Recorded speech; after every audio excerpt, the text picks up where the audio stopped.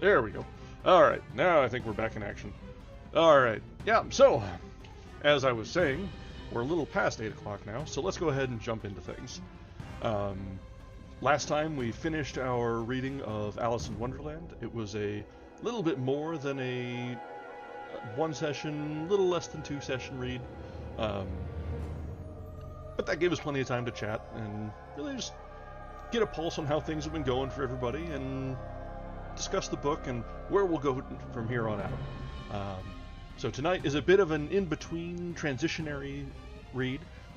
As with a lot of these short stories, I've got quite a backlog built up. So we'll throw these in between longer book projects and try and just whittle away at things. And as always, OBS is my greatest frenemy. As we saw very early with the mic deciding to not recognize. While we're here, let me double check and see if it's also decided to have fun with my page turn. Oh, I can hear the page turn. Okay, we're good there. That is actually a little surprising if the page turn works but the mic wasn't. I've given up trying to understand. OBS just does what it will. Alright, so as I was alluding to, we're returning to Lovecraft tonight. You may have guessed by the book in the top left corner, as well as the somewhat ominous music that we've brought back. It is nice that I've sort of got a stable of musics now that we can fit the theme, and this one should be appropriate. We are going to be reading The Color Out of Space tonight, which should probably be a little bit more on the cosmic horror side of things from Lovecraft. He definitely has the nightmarish fantasy, but also the cosmic beyond space sort of horrors, so this will probably be the latter flavor. So let's go ahead and just jump into it, and we will see what we will be in for tonight, what we're getting ourselves set. And judging by the length of this one, we will probably have time for a second short story afterward, so we'll see what time we have left at the end. And so we begin now with The Color Out of Space by H.P. Lovecraft. West of Arkham, the hills rise wild, and there are valleys with deep woods that no axe has ever cut. There are dark, narrow glens where the trees slope fantastically, and where thin brooklets trickle without ever having caught the glint of sunlight. On the gentler slopes there are farms, ancient and rocky, with squat, moss-coated cottages brooding eternally over New England secrets in the lee of great ledges. But these are all vacant now, the wide chimneys crumbling and the shingled sides bulging perilously beneath low gambrel roofs. The old folk have gone away, and foreigners do not like to live there. French Canadians have tried it, Italians have tried it, and the Poles have come and departed. It is not because of anything that can be seen, heard, or handled, but because of something that is imagined. The place is not good for imagination, and does not bring restful dreams at night. It must be this which keeps the foreigners away, for old Amby Pierce has never told them of anything he recalls from the strange days. Ammy, whose head has been a little queer for years, is the only one who still remains, or who ever talks of the strange days. And he cares to do this because his house is so near the open fields and the traveled roads around Arkham. There was once a road over the hills and through the valleys that ran straight where the blasted heath is now, but people ceased to use it, and a new road was laid curving far toward the south. Traces of the old one can still be found amidst the weeds of a returning wilderness, and some of them will doubtless linger even when half the hollows are flooded for the new reservoir. Then the dark woods will be cut down, and the blasted heath will slumber far below blue waters whose surface will mirror the sky and ripple in the sun. And the secrets of the strange days will be one with the deep secrets, one with the hidden lore of old ocean, and all the mystery of primal earth. When I went into the hills and vales to survey for the new reservoir, they told me the place was evil. They told me this is Arkham, and because that is a very old town full of witch legends, I thought the evil must be something which grandmas had whispered to children through centuries. The name Blasted Heath seemed to me very odd and theatrical, and I wondered how it had come into the folklore of Puritan people. Then I saw that dark westward tangle of glens and slopes for myself, and ceased to wonder at anything besides its own elder mystery. It was morning when I saw it, but shadow lurked always there. The trees grew too thickly, and their trunks were too big for any healthy New England wood. There was too much silence in the dim alleys between them, and the floor was too soft with the dank moss and mattings of infinite years of decay. In the open spaces, mostly along the line of the old road, there were little hillside farms, sometimes with all the buildings standing, sometimes with only one or two, and sometimes with only a lone chimney or fast-filling cellar. Weeds and briars reigned, and furtive wild things rustled in the undergrowth. Upon everything was a haze of restlessness and oppression, a touch of the unreal and the grotesque, as if some vital element of perspective or chiaroscuro were awry. I did not wonder that the foreigners would not stay, for this was no region to sleep in. It was too much like a landscape of Salvator Rosa, too much like some forbidden woodcut in a tale of terror. But even all this was not so bad as the Blasted Heath. I knew it the moment I came upon it at the bottom of a spacious valley, for no other name could fit such a thing, or any other thing fit such a name. It was as if the poet had coined the phrase from having seen this one particular region. It must, I thought as I viewed it, be the outcome of a fire. But why had nothing new ever grown over those 5 acres of gray desolation that sprawled open to the sky like a great spot eaten by acid in the woods and fields? It lay largely to the north of the ancient road line, but encroached a little on the other side. I felt an odd reluctance about approaching, and did so at last only because my business took me through and past it. There was no vegetation of any kind on that broad expanse, but only a fine gray dust or ash, which no wind seemed to ever blow about.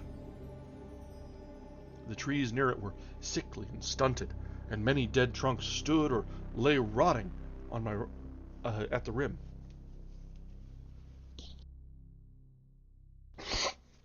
As I walked hurriedly by, I saw the tumbled bricks and stones of an old chimney and cellar on my right, and the yawning black maw of an abandoned well, whose stagnant vapors played strange tricks with the hues of the sunlight. Even the long woodland climb beyond seemed welcome in contrast, and I marveled no more at the frightened whispers of Arkham people. There had been no house or ruin near. Even in the old days, the place must have been lonely and remote.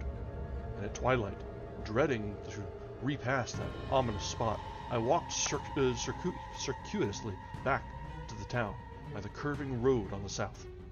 I vaguely wished some clouds would gather, for an odd timidity about the deep sky voids above had crept into my soul. In the evening, I asked old people in Arkham about the Blasted Heath, and what was meant by that phrase, strange days, which so many evasively muttered. I could not, however, get any good answers, except that all the mystery was much more recent than I had dreamed. It was not a matter of old legendary at all, but something within the lifetime of those who spoke. It had happened in the 80s, and a family had disappeared or was killed. The speakers would not be exact, and because they all told me to pay no attention to old Ammi Pierce's crazed tales, I sought him out the next morning, having heard that he lived alone in the ancient tottering cottage where the trees first begin to get very thick. It was a fearsomely ancient place, and had begun to exude the faint miasmal odor which clings about houses that have stood too long. Only with persistent knocking could I rouse the aged man, and when he shuffled timidly to the door, I could tell he was not glad to see me. He was not so feeble as I had expected, but his eyes drooped in a curious way, and his unkempt clothing and white beard made him seem very worn and dismal. Not knowing just how he could be best launched on his tales, I feigned a matter of business. I told him of my surveying and asked vague questions about the district. He was far brighter and more educated than I had been led to think, and before I knew it, had grasped quite as much of the subject as any man I had talked with in Arkham. He was not like other rustics I had known in the sections where reservoirs were to be.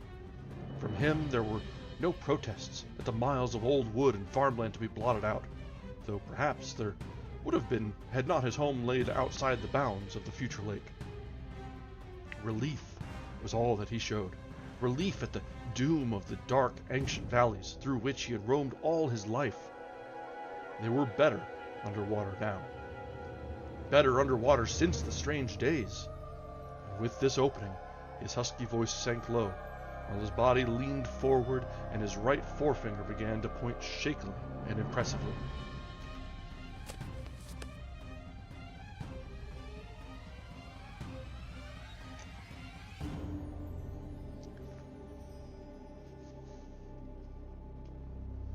It was then that I heard the story, and as the rambling voice scraped and whispered on, I shivered again and again, despite the summer day.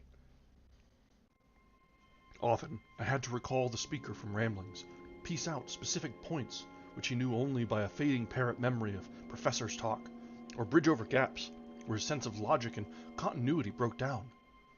When he was done, I did not wonder that his mind had snapped a trifle, or that the folk of Arkham would not speak much of the blasted heath.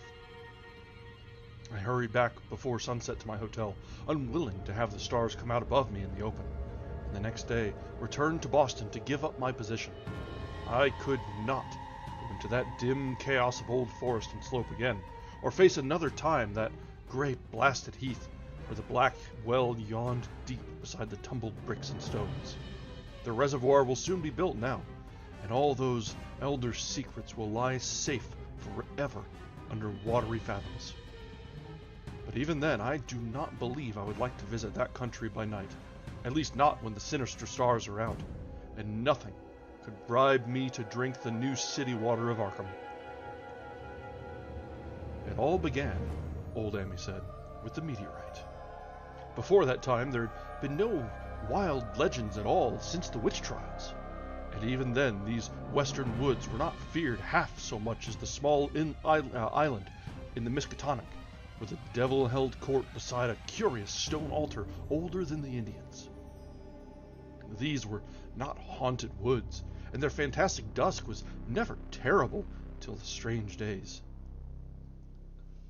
Then there had come that white noontide cloud, that string of explosions in the air, and that pillar of smoke from the valley far in the wood, and by night all Arkham had heard of the great rock that fell out of the sky and bedded itself in the ground beside the well at the Nahum Gardner place.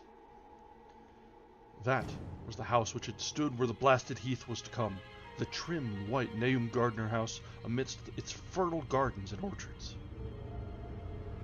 Nahum had come to town to tell people about the stone, and had dropped it at Amy Pierce's on the way. Amy was 40 then, and all the queer things were fixed very strongly in his mind. He and his wife had gone with the 3 professors from Miskatonic University, who hastened out the next morning to see the weird visitor from unknown stellar space, and had wondered why Nahum had called it so large the day before. It had shrunk, Nahum said, as he pointed out the big brownish mound above the ripened earth and charred grass near the archaic well sweep in his front yard. The wise man answered that stones do not shrink.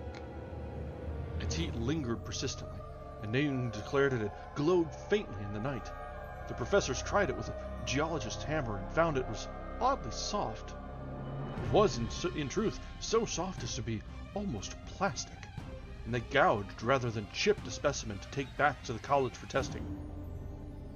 They took it in an old pail borrowed from Nahum's kitchen, for even the small piece refused to grow cool.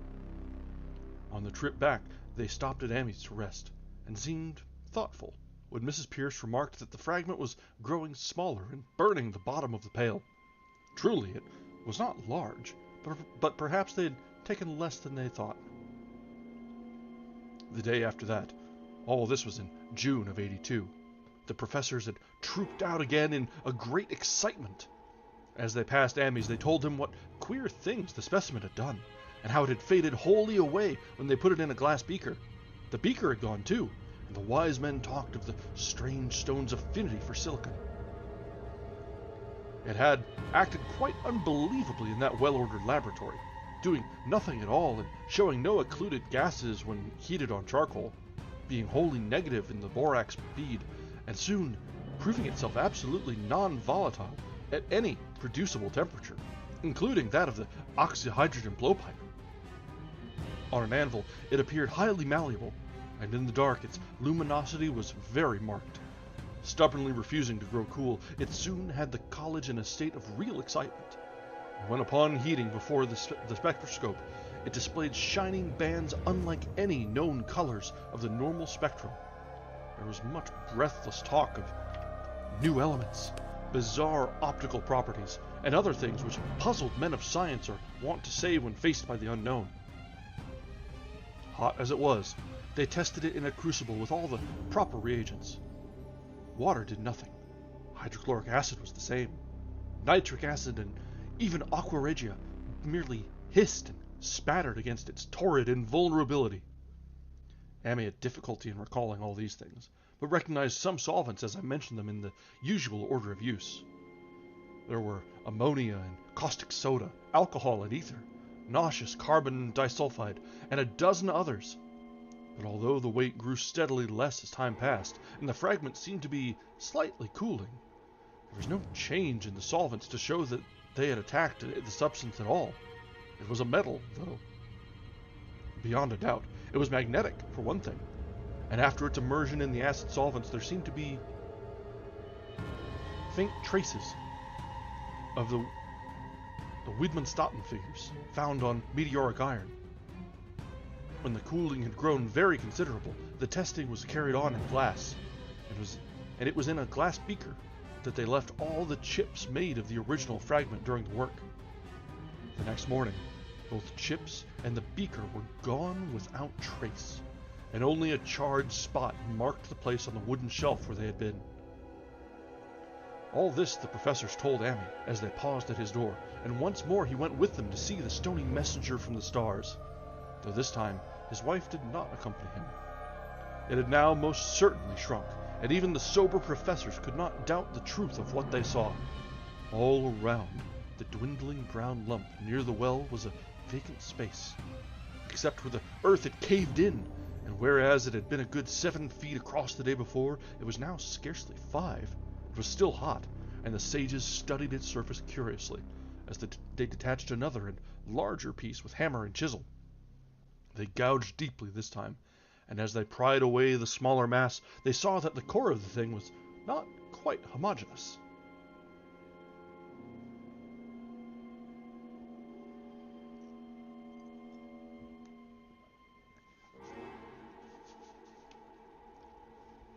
They had uncovered what seemed to be the side of a large colored globule embedded in the substance. The color, which resembled some of the bands in the meteor's strange spectrum, was almost impossible to describe. It was only by analogy that they called it color at all. Its texture was glossy, and upon tapping it appeared to promise both brittleness and hollowness. One of the professors gave it a smart blow with a hammer, and it burst with a nervous little pop. Nothing was emitted, and all trace of the thing vanished with the puncturing. It left behind a hollow spherical shape about 3 inches across, and all thought it probable that others would be discovered as the enclosing substance wasted away.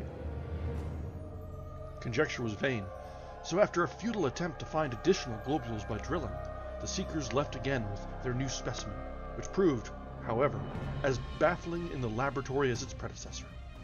Aside from being almost plastic, having heat, magnetism, and slight luminosity, cooling slightly in powerful acids, possessing an unknown spectrum, wasting away in air, and attacking silicon compounds with mutual destruction as a result, it presented no identifying features whatsoever. And at the end of the tests, the college scientists were forced to own that they could not place it. It was nothing of this earth, but a piece of the great outside, and as such dowered with outside properties and obedient to outside laws. That night, there was a thunderstorm, and when the professors went out to Nahum's the next day, they met with a bitter disappointment. The stone, magnetic as it had been, must have had some peculiar electrical property, for it had drawn the lightning, as Nahum said, with a singular persistence. 6 times within an hour, the farmer saw the lightning strike the furrow in the front yard, and when the storm was over, nothing remained but a ragged pit by the ancient well sweep, half choked with caved-in earth. Digging had borne no fruit, and the scientists verified the fact of the utter vanishment. The failure was total, so that nothing was left to do but go back to the laboratory and test again the disappearing fragment left carefully cased in lead. That fragment lasted a week, at the end of which nothing of value had been learned of it. When it had gone, no residue was left behind, and in time, the professors felt scarcely sure they had indeed seen with waking eyes that cryptic vestige of the fathomless gulfs outside, that lone, weird message from other universes and other realms of matter, force, and entity. As was natural, the Arkham papers made much of the incident with its collegiate sponsoring, and sent reporters to talk with Nahum Gardner and his family. At least one Boston daily also sent a scribe, and Nahum quickly became a kind of local celebrity. He was a lean, genial person of about 50, living with his wife and 3 sons on the pleasant farmstead in the valley. He and Amy exchanged visits frequently, as did their wives, and Amy had nothing but praise for him after all these years. He seemed slightly proud of the notice his place had attracted, and talked often of the meteorite in the succeeding weeks. That July and August were hot, and Nahum worked hard at his haying in the 10-acre pasture across Chapman's Brook, his rattling wain wearing deep ruts in the shadowy lanes between. The labor tired him more than it had in other years, and he felt that age was beginning to tell on him. Then fell the time of fruit and harvest. The pears and apples slowly ripened, and Nahum vowed that his orchards were prospering as never before. The fruit was growing to phenomenal size and unwanted gloss, and in such abundance that extra barrels were ordered to handle the future crop. But with this ripening came sore disappointment, for of all that gorgeous array of specious lusciousness, not one single jot was fit to eat. Into the fine flavor of the pears and apples had crept a stealthy bitterness and sickishness, so that even the smallest of bites induced a lasting disgust. It was the same with the melons and tomatoes, and Nahum sadly saw that his entire crop was lost. Quick to connect events, he declared that the meteorite had poisoned the soil, and thanked heaven that most of the other crops were in the upland lot along the road.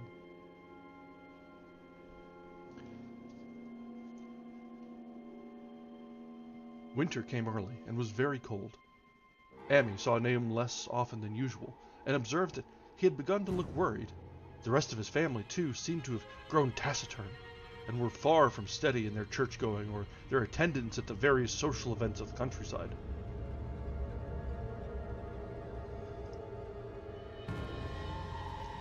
For this reserve or melancholy, no cause could be found, though all the household confessed now and then to poorer health and a feeling of vague disquiet.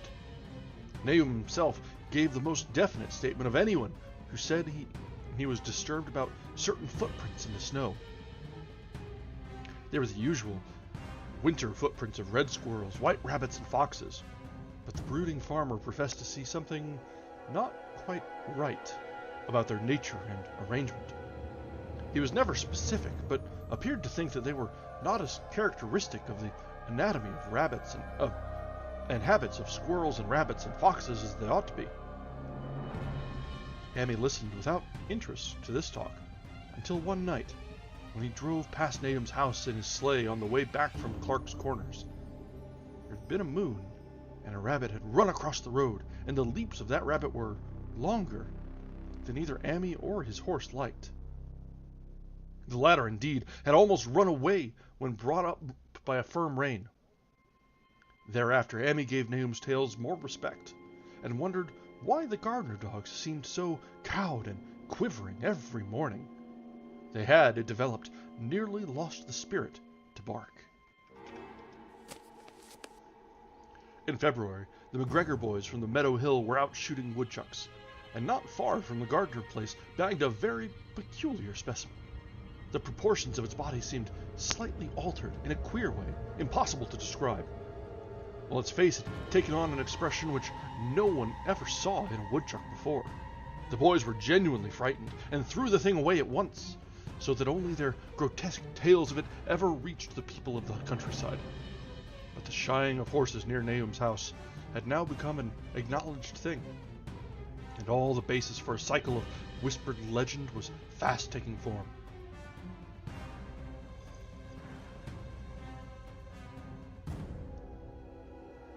People vowed that the snow melted faster around Nahum's than it did anywhere else.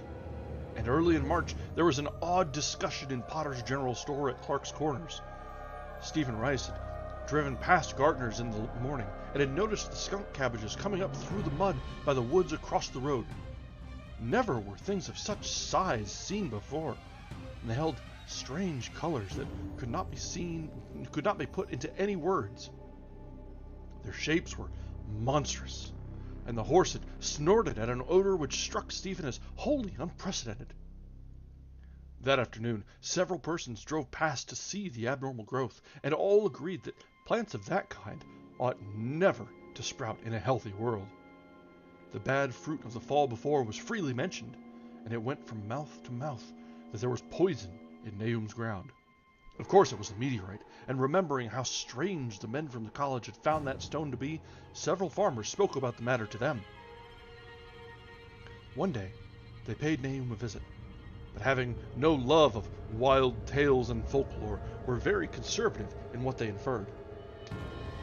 The plants were certainly odd, but all skunk cabbages are more or less odd in shape and hue. Perhaps some mineral element from the stone had entered the soil, but it would soon be washed away.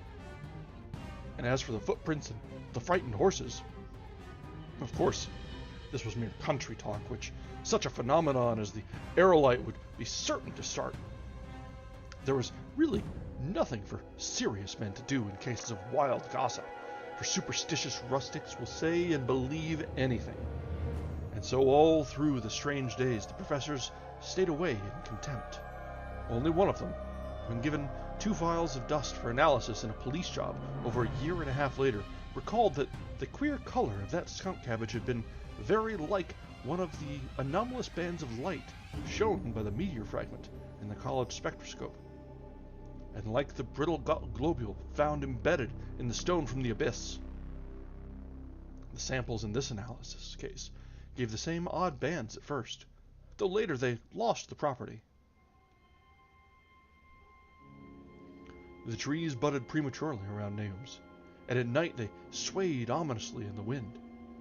Nahum's second son, Thaddeus, a lad of 15, swore that they swayed also when there was no wind. But even the gossips would not credit this. Certainly, however, restlessness was in the air.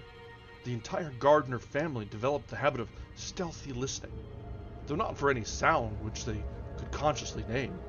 The listening was, indeed, rather a product of moments when consciousness seemed half to slip away. Unfortunately, such moments increased, week by week, till it became common speech that something was wrong with all Nahum's folks. When the early saxifrage came out, it had another strange color. Not quite like that of the skunk cabbage, but plainly related and equally unknown to anyone who saw it.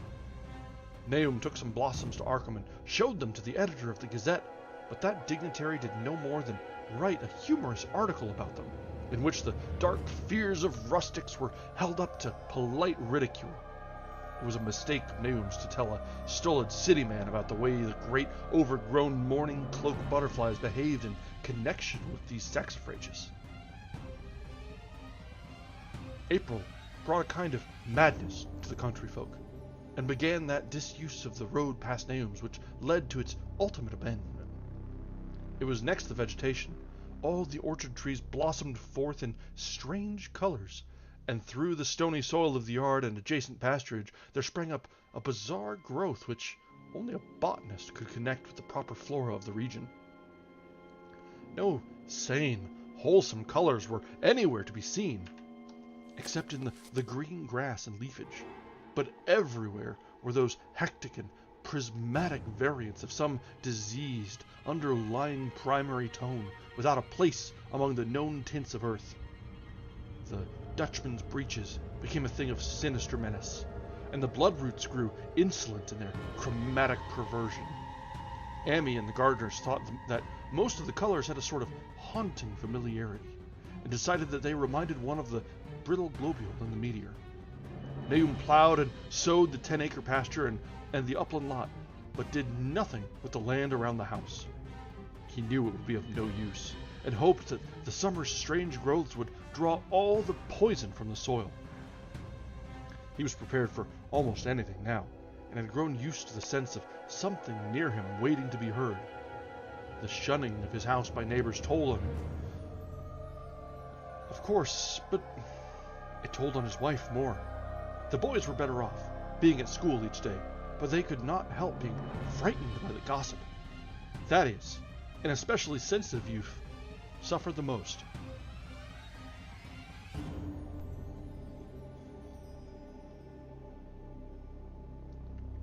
In May, the insects came, and Nahum's place became a nightmare of buzzing and crawling.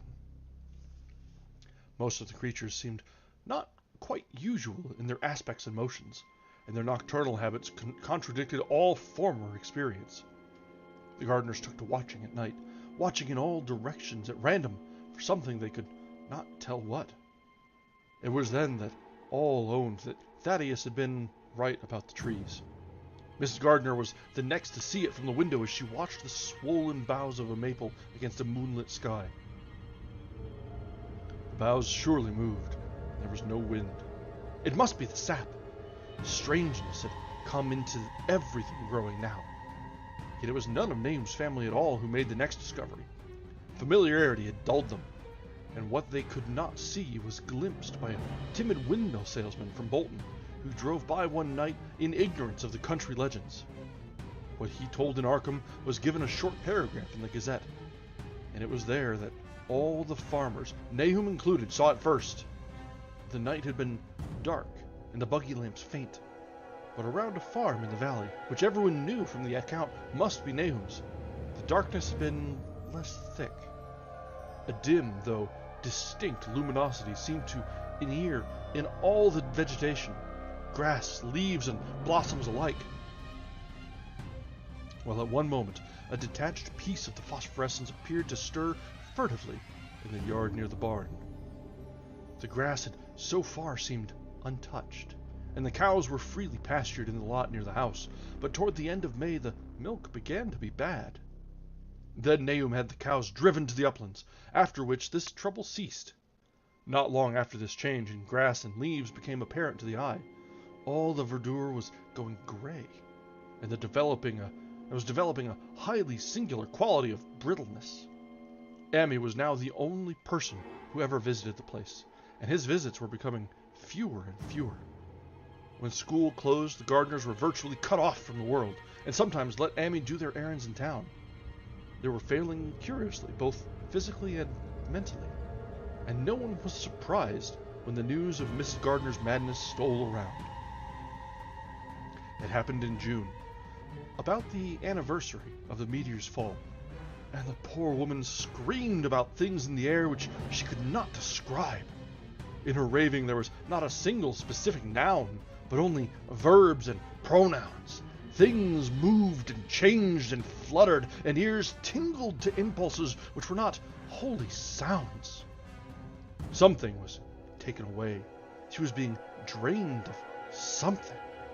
Something was fastening itself on her that ought not to be. Someone must make it keep off. Nothing was ever still in the night. The walls and windows shifted. Nahum did not send her to the country asylum, but let her wander about the house as long as she was harmless to herself and others. Even when her expression changed, he did nothing. But when the boys grew afraid of her, and Thaddeus nearly fainted at the way she made faces at him. He decided to keep her locked in the attic. By July, she had ceased to speak and crawled on all fours, and before that month was over, Nahum got the mad notion that she was slightly luminous in the dark, as he now clearly saw was the case with the nearby vegetation. It was a little before this that the horses had stampeded. Something had aroused them in the night, and their neighing and kicking in the stalls had been terrible. There seemed virtually nothing to do to calm them, and when Nahum opened the stable door, they all bolted out like frightened woodland deer. It took a week to track all four, and when found, they seemed to be quite useless and unmanageable. Something had snapped in their brains, and each one had to be shot for its own good. Nahum borrowed a horse from Ammi for his haying, but found it would not approach the barn. It shied, balked, and whinnied, and in the end he could do nothing but drive it into the yard, while the men used their own strength to get the heavy wagon near enough the hayloft for convenient pitching. And all the while, the vegetation was turning gray and brittle. Even the flowers, whose hues had been so strange, were graying now, and the fruit was coming out gray and dwarfed, tasteless. The asters and goldenrod bloomed gray and distorted, and the roses and zinnias and hollyhocks in the front yard were such blasphemous-looking things that Nahum's oldest boy, Zenas, cut them down. Strangely puffed insects died about that time. Even the bees that had left their hives had taken to the woods. By September, all the vegetation was fast crumbling to a grayish powder, and Nahum feared that the trees would die before the poison was out of the soil. His wife now had spells of terrific screaming, and he and the boys were in a constant state of nervous tension. They shunned people now, and when school opened the boys did not go. But it was Ammi, on one of his rare visits, who first realized that the well water was no longer good. It had an evil taste. It was not exactly fetid nor exactly salty, and Ammi advised his friend to dig another well on higher ground to use until the soil was good again. Nahum, however, ignored the warning, for he had by that time become calloused to strange and unpleasant things. He and the boys continued to use the tainted supply, drinking it as listlessly and mechanically as they ate their meager and ill-cooked meals, and did their thankless and monotonous chores through the aimless days. There was something of stolid resignation about them all, and if they walked half in another world between lines of nameless guards to a certain and familiar doom. Thaddeus went mad in September after a visit to the well. He had gone with a pail and come back empty-handed, shrieking and waving his arms, and sometimes lapsing into an inane titter or whisper about the moving colors down there. 2 in one family was pretty bad, but Nahum was very brave about it. He let the boy run about for a week until he began stumbling and hurting himself, and then he shut him in an attic room across the hall from his mother's. The way they screamed at each other from behind their locked doors was very terrible, especially to little Merwin, who fancied they talked in some terrible language that was not of earth. Merwin was getting frightfully imaginative, and his restlessness was worse after the shutting away of the brother who had been his greatest playmate. Almost at the same time, the mortality among the livestock commenced. Poultry turned grayish and died very quickly, their meat being found dry and noisome upon cutting.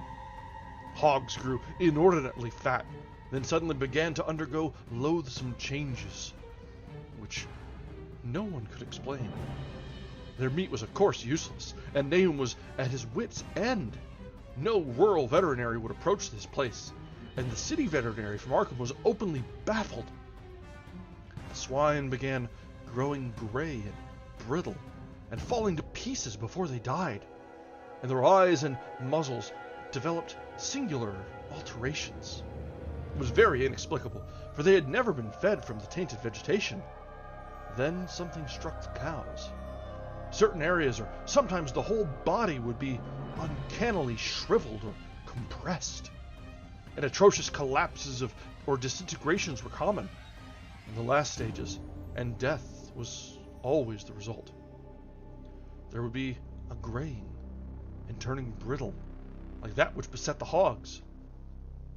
There could be no question of poison, for all the cases occurred in a locked and disturbed barn. No bites of prowling things could have brought the virus. For what live beast of earth can pass through solid obstacles? It must only be natural disease. Yet, what disease could wreak such results was beyond any mind's guessing. When the harvest came, there was not an animal surviving on the place, for the stock and poultry were dead, and the dogs had run away. These dogs, 3 in number, had all vanished one night, and were never heard of again. The 5 cats had left some time before, but their going was scarcely noticed, since there now seemed to be no mice, and only Mrs. Gardner had made pets of the graceful felines.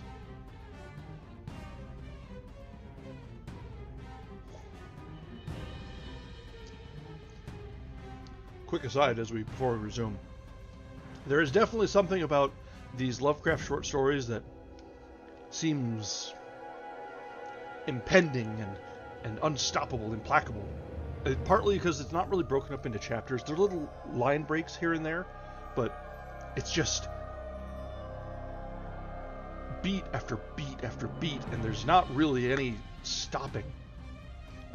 So it sort of lends itself to the ominous tone as it goes on. And now that I've had a little bit of time to breathe and take a sip of the wine, let's continue. On the 19th of October, Nahum staggered into Amy's house with hideous news. The death had come to poor Thaddeus in his attic room, and it had come in a way which could not be told. Nahum had dug a grave in the railed family plot behind the farm, and had put therein what he found.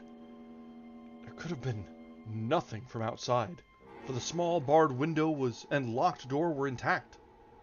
But it was much as it had been in the barn. Amy and his wife consoled the stricken man as best they could, but shuddered as they did so.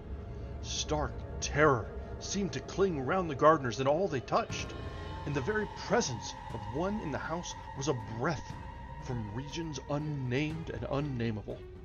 Amy accompanied Nahum home with the greatest reluctance, and did what he might to calm the hysterical sobbing of little Merwin. Zanus needed no calming. He had come of late to do nothing but stare into space and obey what his father told him, and Amy thought that his fate was very merciful.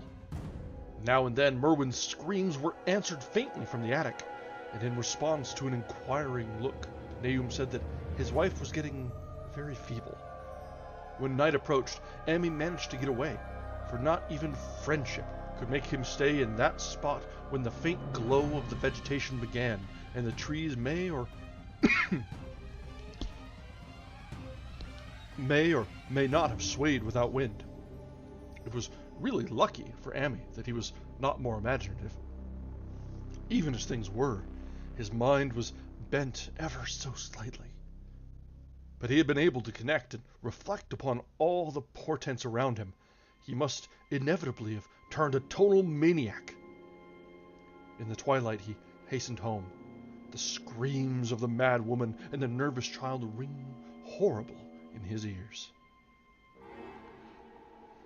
3 days later, Nahum burst into Amy's kitchen in the early morning, and in the absence of his host, stammered out a desperate tale once more, while Mrs. Pierce listened in a clutching fright. It was little Merwin this time. He was gone. He had gone out late at night with a lantern and a pail for water, and had never come back. He had been going to pieces for days, and hardly knew what he was about, screamed at everything. There had been a frantic shriek from the yard then, but before the father could get to the door, the boy was gone.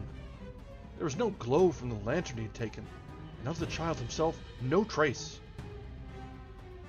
At the time, Nahum thought the lantern and pail were gone too, but when dawn came, and the man had plodded back from his all-night search of the woods and fields, he had found some very curious things near the well.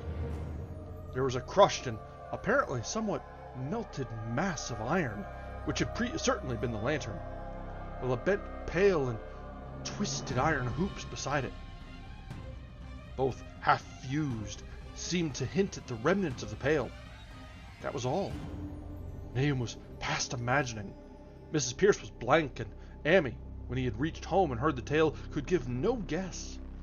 Merwin was gone, and there would be no use in telling the people around, who shunned the gardeners now.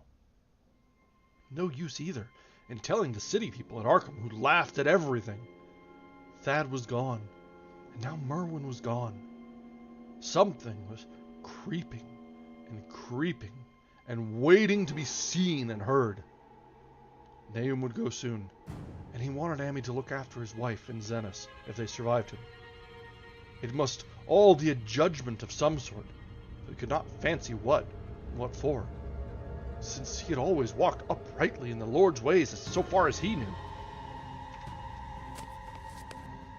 For over 2 weeks, Amy saw nothing of Nahum, and then, worried about what might have happened, he overcame his fears and paid the gardener place a visit.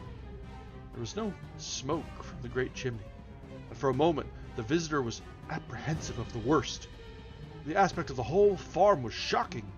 Grayish, withered grass and leaves on the ground, vines falling in brittle wreckage from archaic walls and gables, and great bare trees clawing up at the gray November sky with a studied malevolence which Amy could not but feel had come from some subtle change in the tilt of the branches. But Nahum was alive, after all. He was weak and lying in a couch in the low-ceiled kitchen, but perfectly conscious and able to give simple orders to Zenas. The room was deadly cold, and as Amy visibly shivered, the host shouted huskily to Zenas for more wood. Wood, indeed, was sorely needed, since the cavernous fireplace was unlit and empty, with a cloud of soot blowing about in the chill wind that came down the chimney. Presently, Nahum asked if the extra wood had made him any more comfortable, and then Amy saw what had happened. The stoutest cord had broken at last, and the hapless farmer's mind was proof against more sorrow. Questioning tactfully, Amy could get no clear data at all about the missing Zenas. In the well, he lives in the well, was all that the clouded father would say. Then there flashed across the visitor's mind a sudden thought of the mad wife, and he changed his line of inquiry. "Nabby, why, here she is," was the surprised response of poor Nahum, and Amy soon saw that he must search for himself. Leaving the harmless babbler on the couch, he took the keys from their nail beside the door and climbed the creaking stairs to the attic. It was very close and noisome up there, and no sound could be heard from any direction. Of the 4 doors in sight, only one was locked, and on this he tried various keys on the ring he had taken. The 3rd key proved the right one, and after some fumbling, Amy threw open the low white door. It was dark inside, for the window was small and half obscured by the crude wooden bars, and Amy could see nothing at all on the wide planked floor. The stench was beyond enduring, and before proceeding further, he had to retreat to another room and return with his lungs filled with breathable air. When he did enter, he saw something dark in the corner, and upon seeing it more clearly, he screamed outright. While he screamed, he thought a momentary cloud eclipsed the window, and a second later he felt himself brushed as if by some hateful current of vapor. Strange colors danced before his eyes, and had not a present horror numbed him, he would have thought of the globule in the meteor that the geologist's hammer had shattered, and of the morbid vegetation that had sprouted in the spring. As it was, he thought only of the blasphemous monstrosity which had confronted him, and which all too clearly had shared the nameless fate of young Thaddeus and the livestock. But the terrible thing about the horror was that it very slowly and perceptibly moved as it continued to crumble.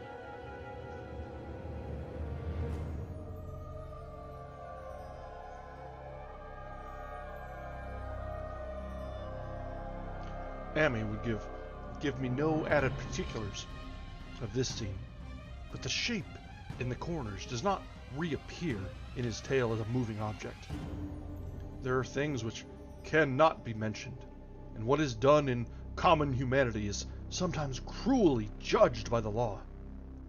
I gather that no moving thing was left in that attic room, and that to leave anything capable of motion there would have been a deed so monstrous as to damn any accountable being to eternal torment.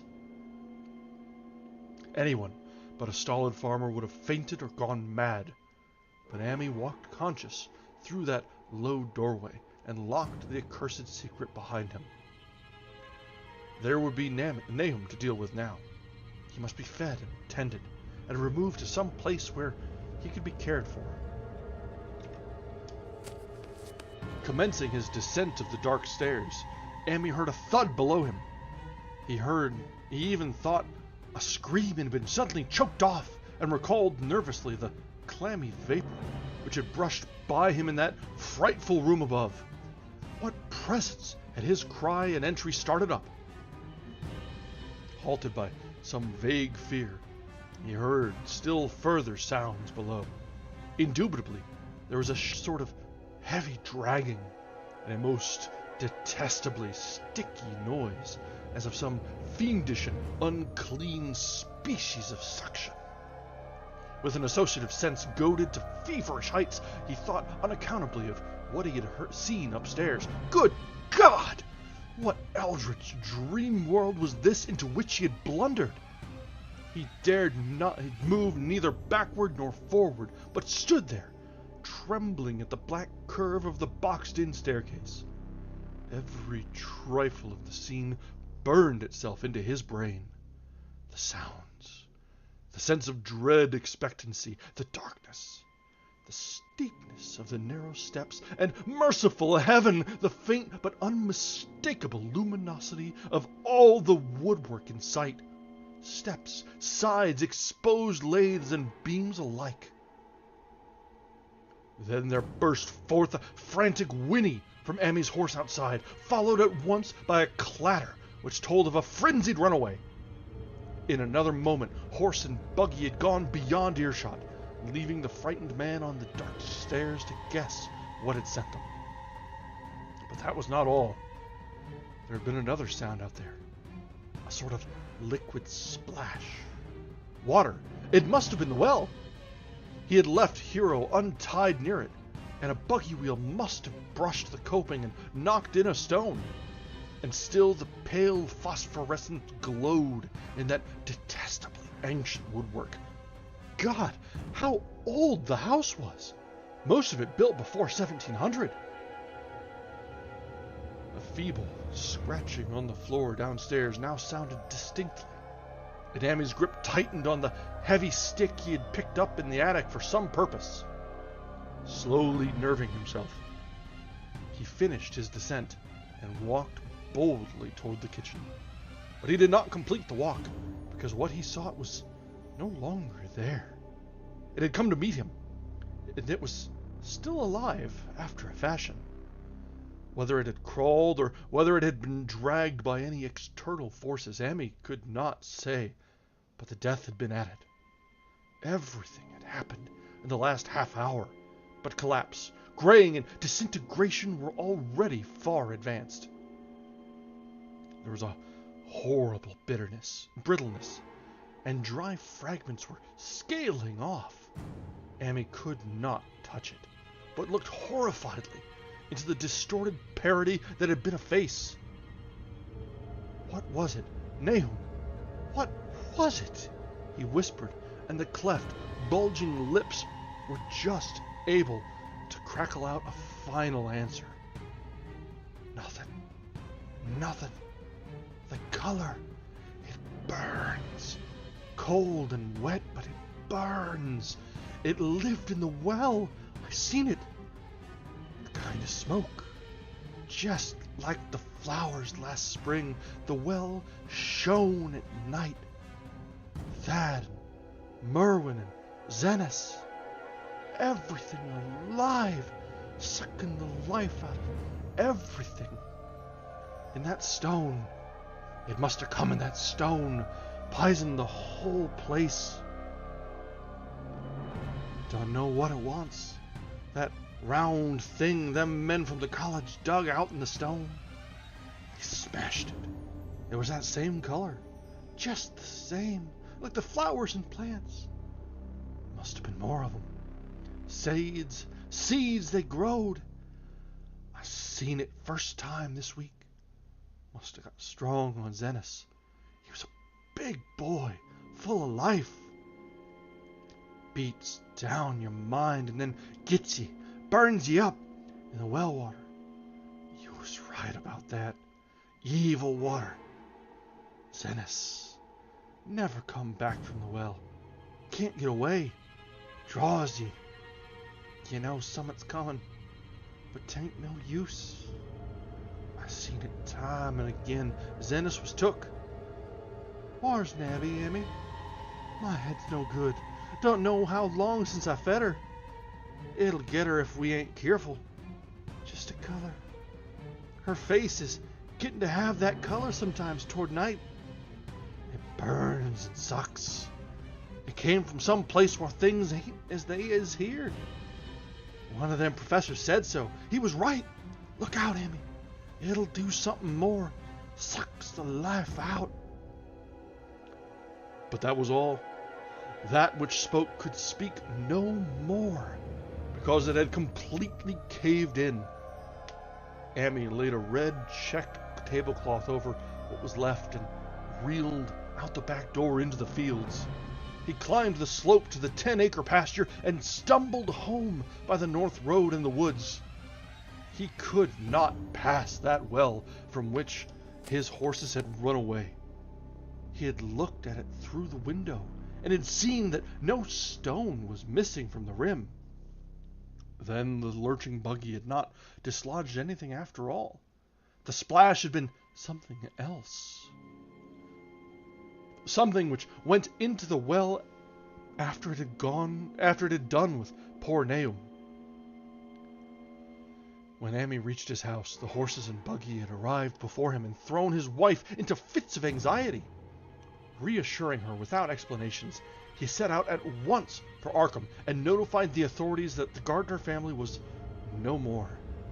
He indulged in no details, but merely told of the deaths of Nahum and Nabby, that of Thaddeus being already known, and mentioned that the cause seemed to be the same strange ailment which had killed the livestock. He also stated that Merwin and Zenas had disappeared. There was considerable questioning at the police station, and in the end, Amy was compelled to take 3 officers to the Gardner farm, together with the coroner, the medical examiner, and the veterinary who had treated the diseased animals. He went much against his will, for the afternoon was advancing as he feared the fall of night over that accursed place. But it was some comfort to have so many people with him. The 6 men drove out in a Democrat wagon, following Amy's buggy, and arrived at the pest-ridden farmhouse about 4 o'clock. Used as the officers were to gruesome experiences, not one remained unmoved at what was found in the attic and under the red checked tablecloth on the floor below. The whole aspect of the farm, with its gray desolation, was terrible enough. But those 2 crumbling objects were beyond all bounds. No one could look at them. And even the medical examiner admitted that there was a very little to examine. The specimens could be analyzed, of course, so he busied himself in obtaining them, and here it develops that a very puzzling aftermath occurred at the college laboratory, where the 2 files of dust were finally taken.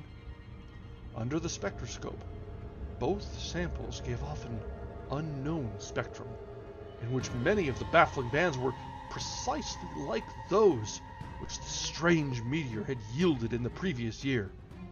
The property of emitting this spectrum vanished in a month, the dust thereafter consisting mainly of alkaline phosphates and carbonates.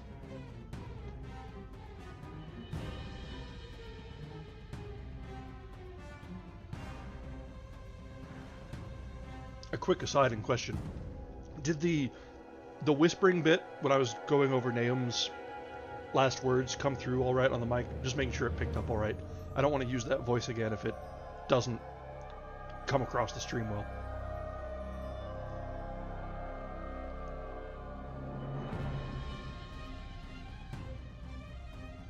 All right, cool. We'll add that one to the repertoire. All right. Amy would not have told the men about the well, if he had thought they meant to do anything then and there. It was getting toward sunset, and he was anxious to be away, but he could not help glancing nervously at the stony curb by the great sweep. And when a detective questioned him, he admitted that Nahum had feared something down there, so much so that he had never even thought of searching it for Merwin or Zenas. After that, nothing would do but that they empty and explore the well immediately.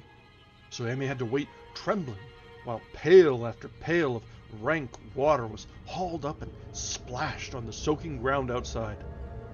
The men sniffed in disgust at the fluid, and toward the last held their noses against the fetor they were uncovering. It was not so long a job as they had feared it would be, since the water was phenomenally low. There was no need to speak too exactly of what they found.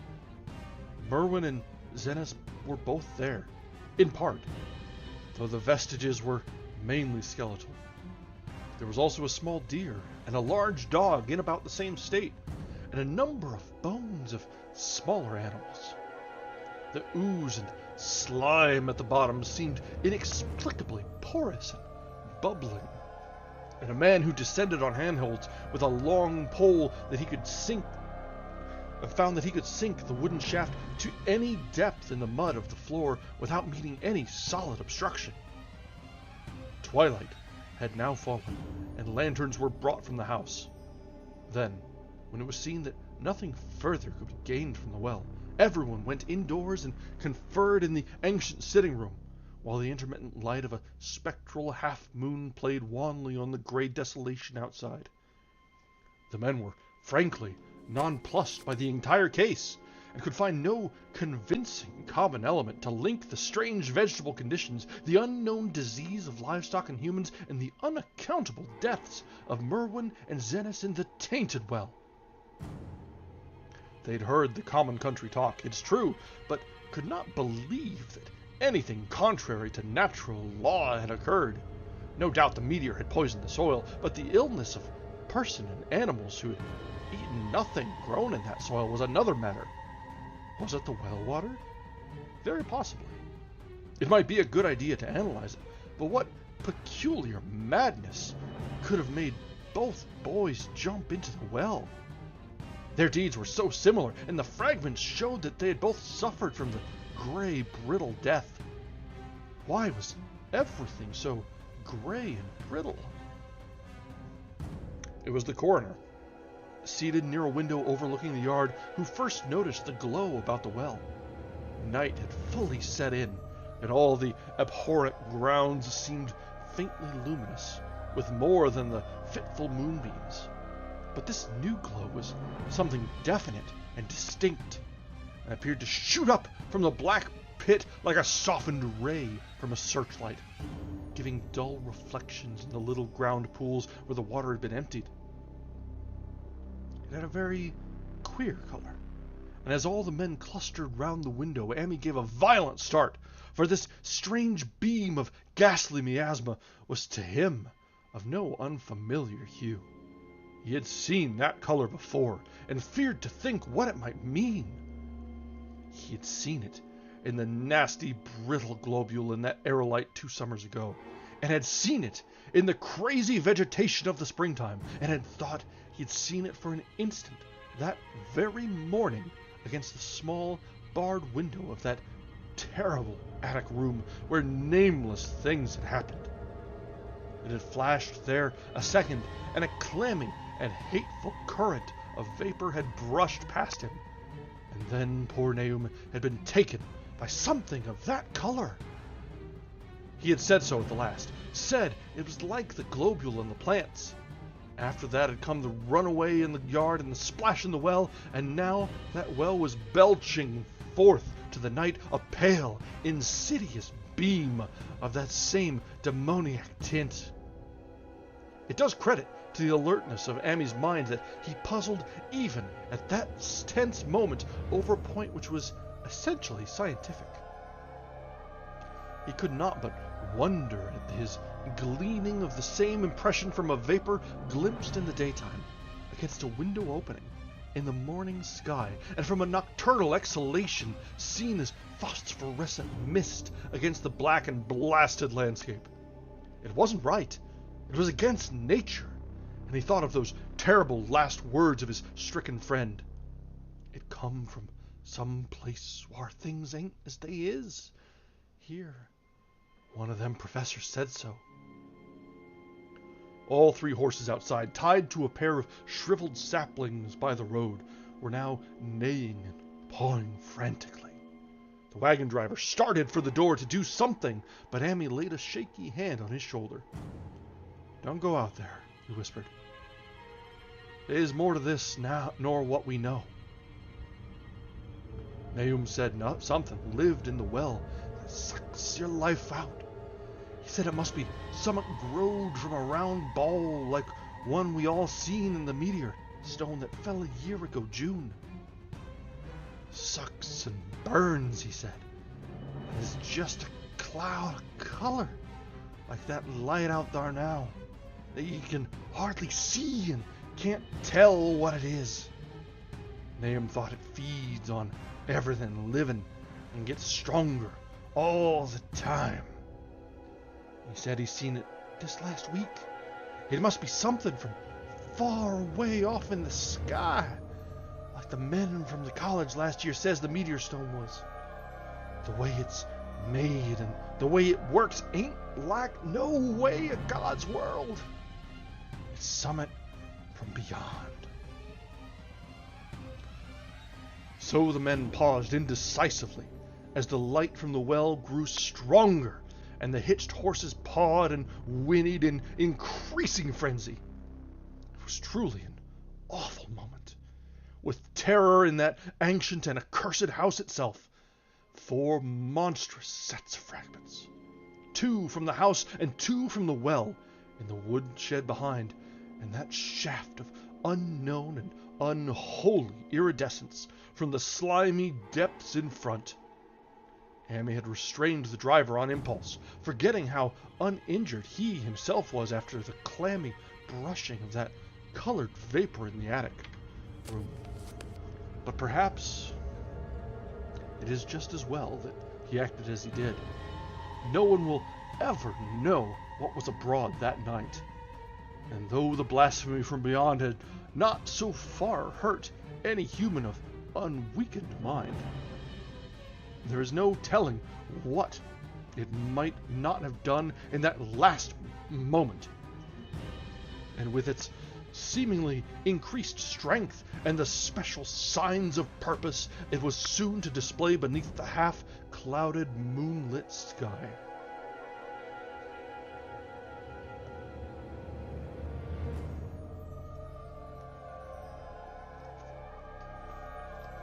All at once, one of the detectives at the window gave a short, sharp gasp. The others looked at him, and then quickly followed his own gaze upward to the point at which its idle straying had suddenly been arrested. There was no need for words. What had been disputed in country gossip was disputable no longer, and it is because of the thing which every man of that party agreed in whispering later on, that strange days are never talked about in Arkham. It is necessary to premise that there was no wind at that hour of the evening. One did arise not long afterward, but there was absolutely none then. Even the dry tips of the lingering hedge mustard, gray and blighted, and the fringe on the roof of the standing Democrat wagon were unstirred.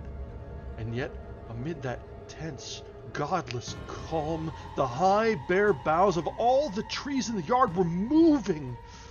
They were twitching morbidly and spasmodically, clawing in convulsive and epileptic madness at the moonlit clouds, scratching impotently in the noxious air as if jerked by some allied and bodiless line of linkage with subterranean horrors, writhing and struggling below the black roots. Not a man breathed for several seconds. Then a cloud of darker depth passed over the moon, and the silhouette of clutching branches faded out momentarily. At this there was a general cry, muffled with awe, but husky and almost identical from every throat. The terror had not faded with the silhouette. And in a fearsome instant of deeper darkness, the watchers saw wriggling at the treetop height 1,000 tiny points of faint and unhallowed radiance, tipping each bough like the fire of St. Elmo or the flames that come down on the apostles' heads at Pentecost. It was a monstrous constellation of unnatural light, like a glutted swarm of corpse-fed fireflies, dancing hellish sarabands over an accursed marsh, and its color was that same nameless intrusion which Amy had come to recognize and dread. All the while, the shaft of phosphorescence from the well was getting brighter and brighter, bringing to the minds of the huddled men a sense of doom and abnormality which far outraced any image their conscious minds could form. It was no longer shining out, it was pouring out. And as the shapeless stream of unplacable color left the well, it seemed to flow directly into the sky.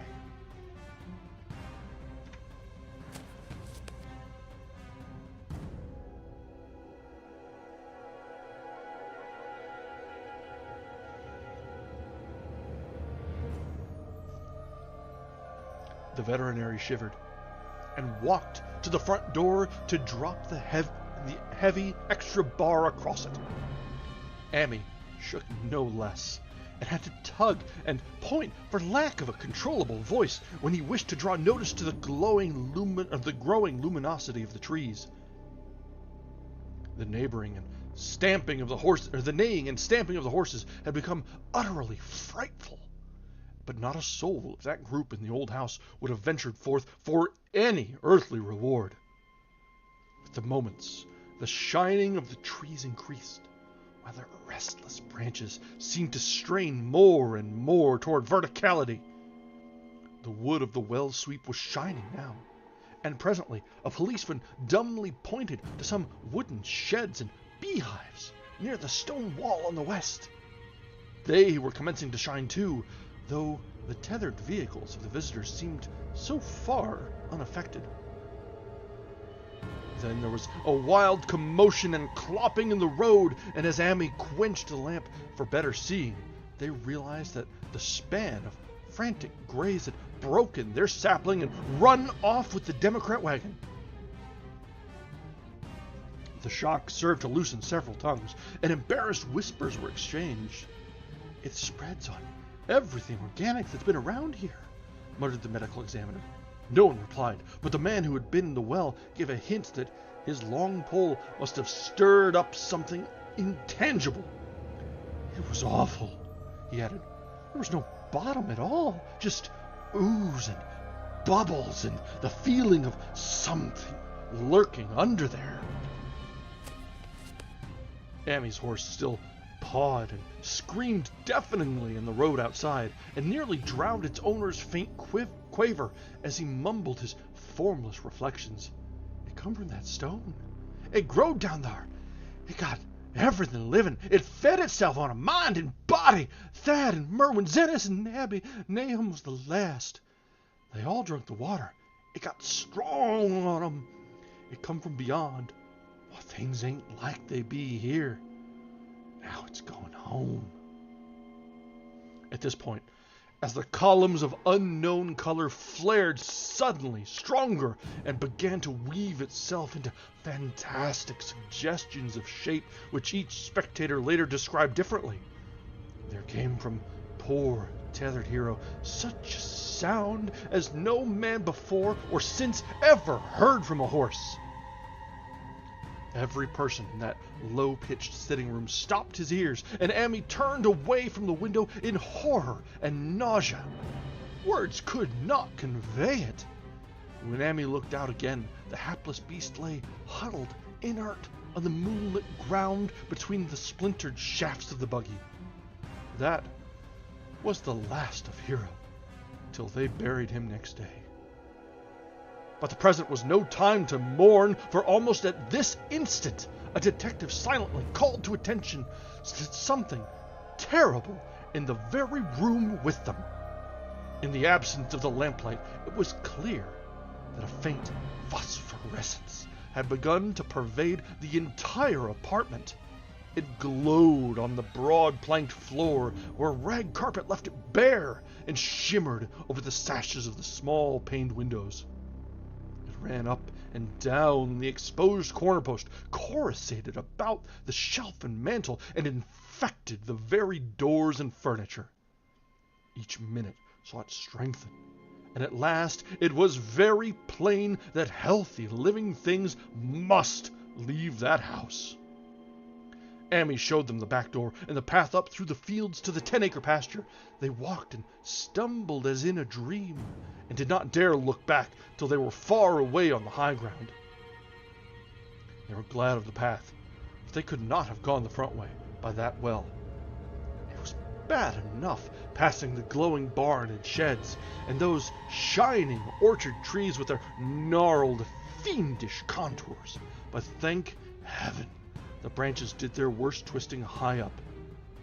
The moon went under some very black clouds as they crossed the rustic bridge over Chapman's Brook, and it was blind groping from there to the open meadows.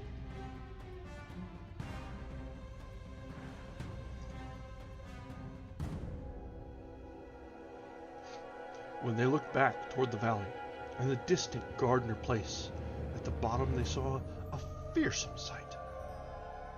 All the farm was shining with hideous, unknown blend of color.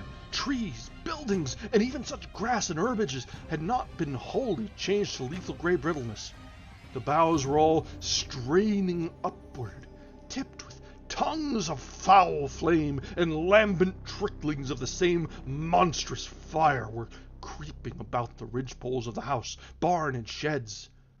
It was a scene from a vision of Fuseli, and over all the rest reigned that riot of luminous amorphousness, that alien and undimensioned rainbow of cryptic poison from the well, seething, feeling, lapping, reaching, scintillating, straining, and malignly bubbling in its cosmic and unrecognizable chromaticism.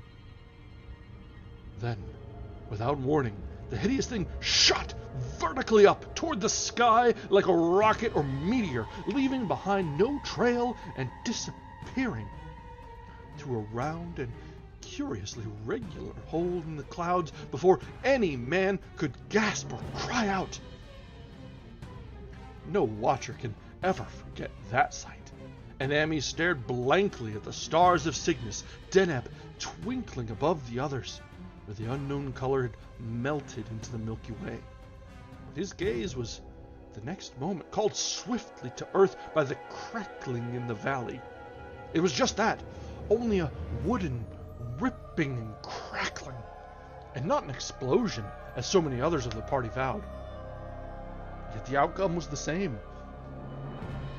For in one feverish, kaleidoscopic instant, there burst up from that doomed and accursed farm a gleamingly eruptive cataclysm of unnatural sparks and substance, blurring the glance of the few who saw it, and sending forth to the zenith a bombarding cloudburst of such colored and fantastic fragments as our universe must needs disown.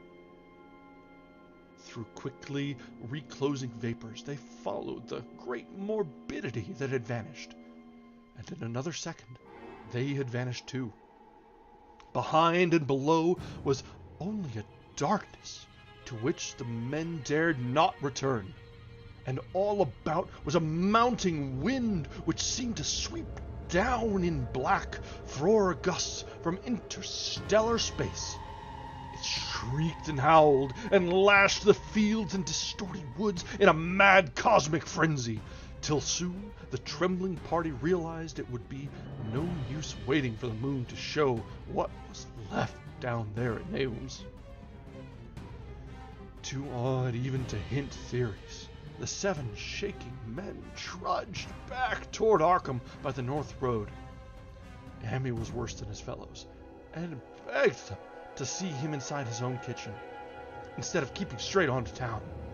He did not wish to cross the blighted, wind-whipped woods alone to his home on the main road, for he had an added shock that the others were spared, and was crushed forever. With a brooding fear he dared not even mention for many years to come. As the rest of the watchers on that tempestuous hill had stolidly set their faces toward the road, Amy had looked back an instant at the shadowed valley of desolation so lately sheltering his ill-starred friend. From that stricken, far-away spot he had seen something feebly rise, only to sink down again upon the place from which the great shapeless horror had shot into the sky. It was just a color, but not any color out of our earth or heavens. And because Amy recognized that color, and knew that this last faint remnant must still lurk down there in the well, he has never been quite right since. Amy would never go near the place again. It is 44 years now since the horror happened, but he has never been there, and will be glad when the new reservoir blots it out. I shall be glad too, for I did not like the way the sunlight changed color around the mouth of that abandoned well I passed. I hope the water will always be very deep, but even so, I shall never drink it. I do not think I shall visit Arkham Country there hereafter. 3 of the men who had been with Amy returned the next morning to see the ruins by daylight. But there were not any real ruins. Only the bricks of the chimney and the stones of the cellar, some mineral and metallic litter here and there, and the rim of that nefandous well. Save for Amy's dead horse, which they towed away and buried, and the buggy which they shortly returned to him, everything that had ever been living had gone. 5 eldritch acres of dusty gray desert remained, nor has anything ever grown there since. To this day it sprawls open to the sky like a great spot eaten by acid in the woods and fields, and the few who have ever dared glimpse it, in spite of the rural tales, have named it the Blasted Heath.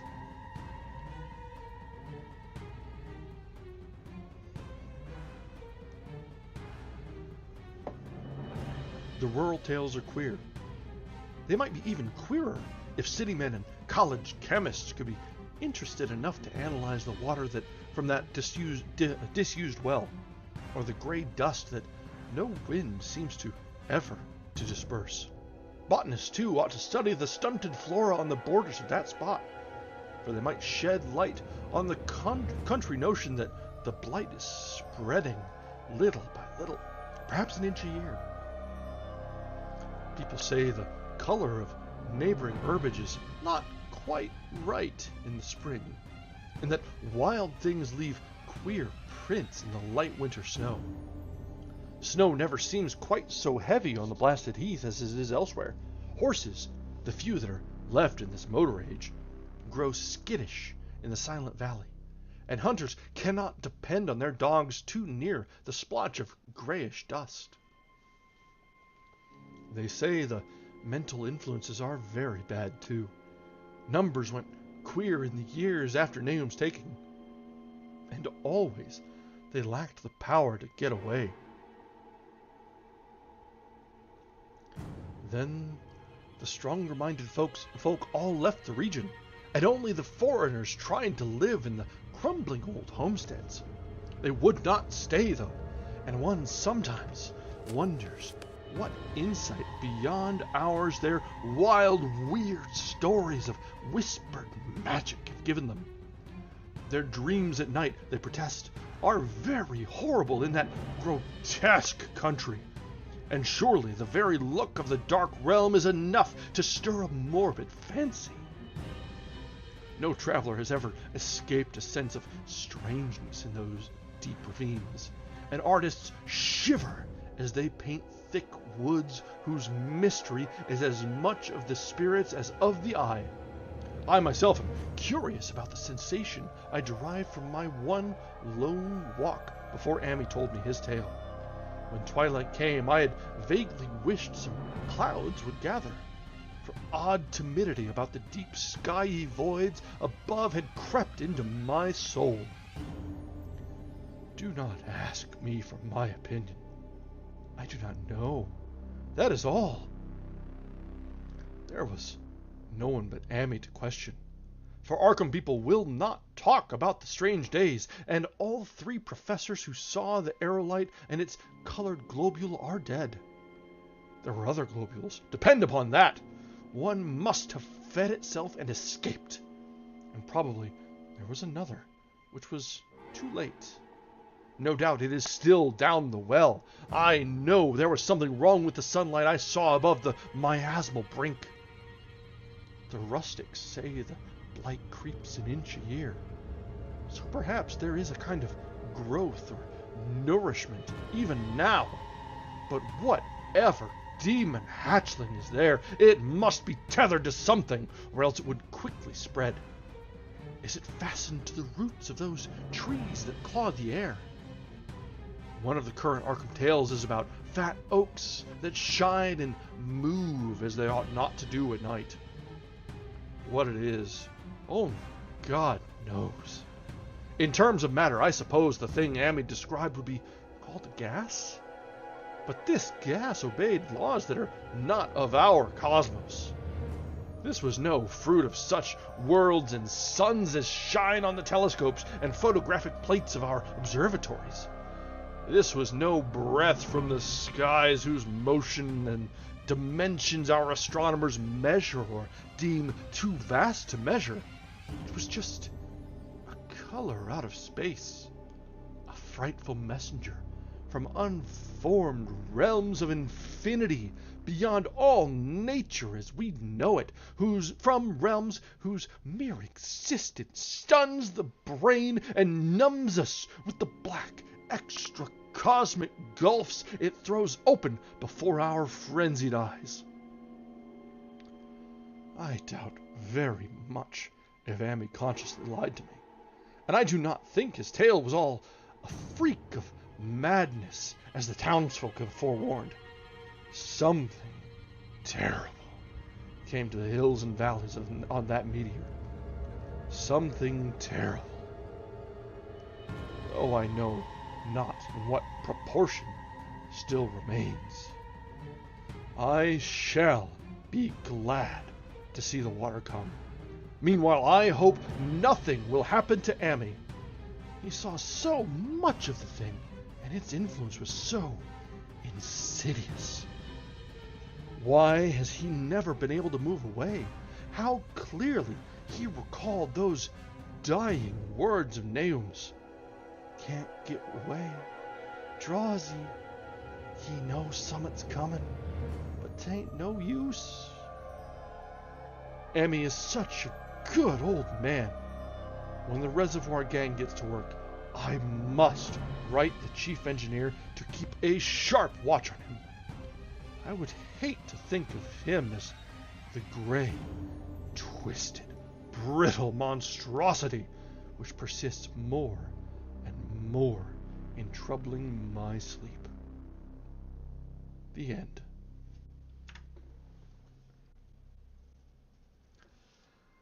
That was good. I liked that one a lot. I'm actually looking forward now to come October and spooky season when we can do more more stories like this on the regular, because, man, it's like telling a campfire ghost story at night. And this is probably one of the better Lovecrafts that we've read. We've read a few, and some of them were great, like Call of Cthulhu was great, but this one, oh, it captured that essence just perfectly. And with none of the problematic strings that are attached to Lovecraft. I've said it pretty much every time we touch on Lovecraft. He wasn't a good person, really. Like, yes, he was a product of the times, but there was a lot of ick involved with Lovecraft. So it's very important to be able to separate the art from the artist. And this is a great piece for that. There's nothing that really screams on this one. It's just good old-fashioned cosmic horror. The unknown and the unknowable is encapsulated almost more in this than anything else we've read. And it leaves that lingering heebie-jeebies on it. So, this one was very, very good. Yeah, there are a few lines where I'm just like, ooh, don't go there like that. But this one was innocent of all that, and that was great. So far, I put this one in like toward the peak of Lovecraft. I really, really liked this one. It catches the horror, it catches everything, and it doesn't have any of the strings attached. I can recommend this one wholeheartedly to anyone who's trying to get into horror or just wants to get into Lovecraft at all. And there's not even any of the really bad accents. I remember when we read The Dunwich Horror, I almost got stuck in that accent. It went on for so long. That one was a lot of fun to read, though. But this one is really approachable, but at the same time, it leaves you wondering, like, what the hell was it? And that's part of the great part about Lovecraft is there are no explanations. There is no answer. You don't ever find out about these things. It's just things, something out there that can't be explained, will never be explained, and should not be explained.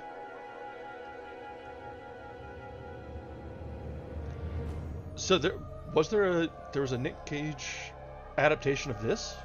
Interesting. I don't see this as being an easy one to adapt. That just, like, it doesn't strike me as being easy to translate to film. To start with, there's not much to it. But, I mean, shoot, it was 17 pages or so. But, yeah, it's just like, whoa. Just something that's just wrong. Yeah, you're spot on. It's like it should be innocent. It should be okay, but it's just some color. And we, from our modern perspective, we're like, you try and analyze it. It's like, all right, is it some kind of like radiation that's killing everything off, but that they may not have known about yet, or is it something? But even from modern perspective, it doesn't shed any light on things that are just off. Alright, well that one ran a little bit longer than I expected.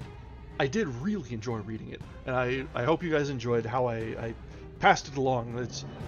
I can always, whenever I really enjoy a book like this or a short story, I really get into it. And this one, I hope, carried that enthusiasm across. But let me see, I need to do a quick search to see if there's a particularly short story that we can try and squeeze in the last half hour we have.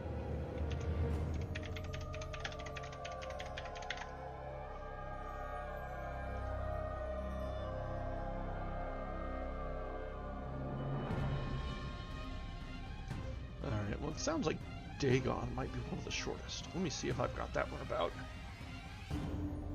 I did download just about all of them, so let's see if I can find it.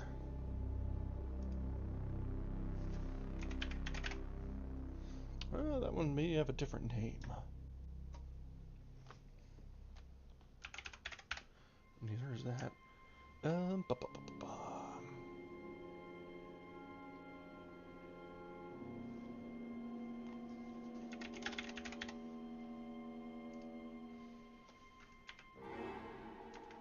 this thing on the doorstep? Let's take a look at mine. We will see.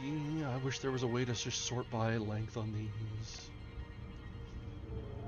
Which one's that? That was madness. That is certainly a long one. Cool Air is probably the best one. That's a very short one and a little silly. It's been commented on that Cool Air was Lovecraft being afraid of air conditioning. Because, as really must be mentioned, everything with Lovecraft is rooted in the man being afraid of everything. Just a terribly scared little man that was living in a world trapped inside his head where everything was a threat. Whether it be new technologies, new developments, other people that aren't exactly like himself, other people that are exactly like himself. Everything was terrifying. And so out of that tortured mind was spawned the entire mythos that we've come to enjoy or hear tales of. So, I think let's take just a couple minutes. I do need to get a little bit of a top up on the drink, and we will be back in just a little while, and we'll come up with a short one. I think we're going to do Cool Air tonight. So I'll be back in just a little while. Thanks, guys.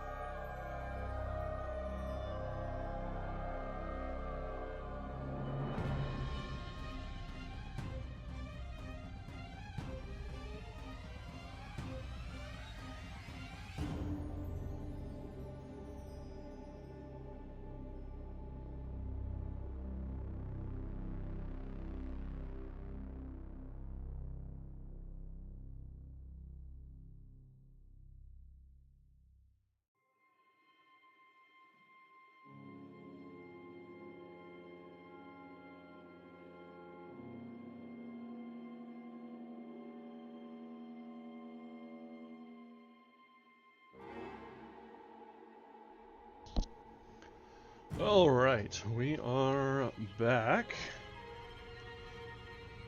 I have unfortunately reached the end of the Cabernet. There is, I will readily admit, boxed wine, pretty great for stuff like this. For just casual drinking, it gets the job done. It's good, and it will keep for a while. Unfortunately, there comes an end to the box.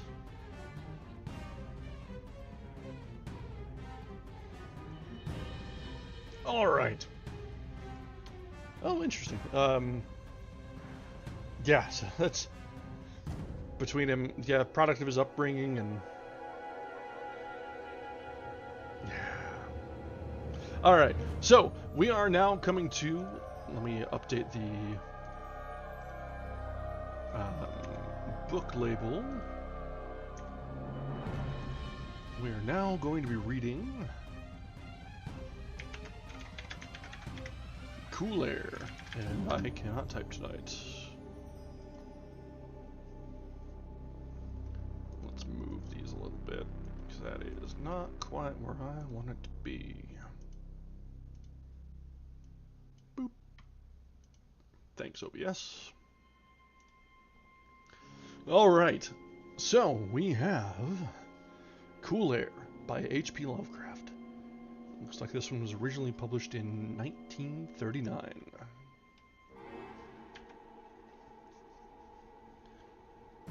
You ask me to explain why I am afraid of a draft of cool air.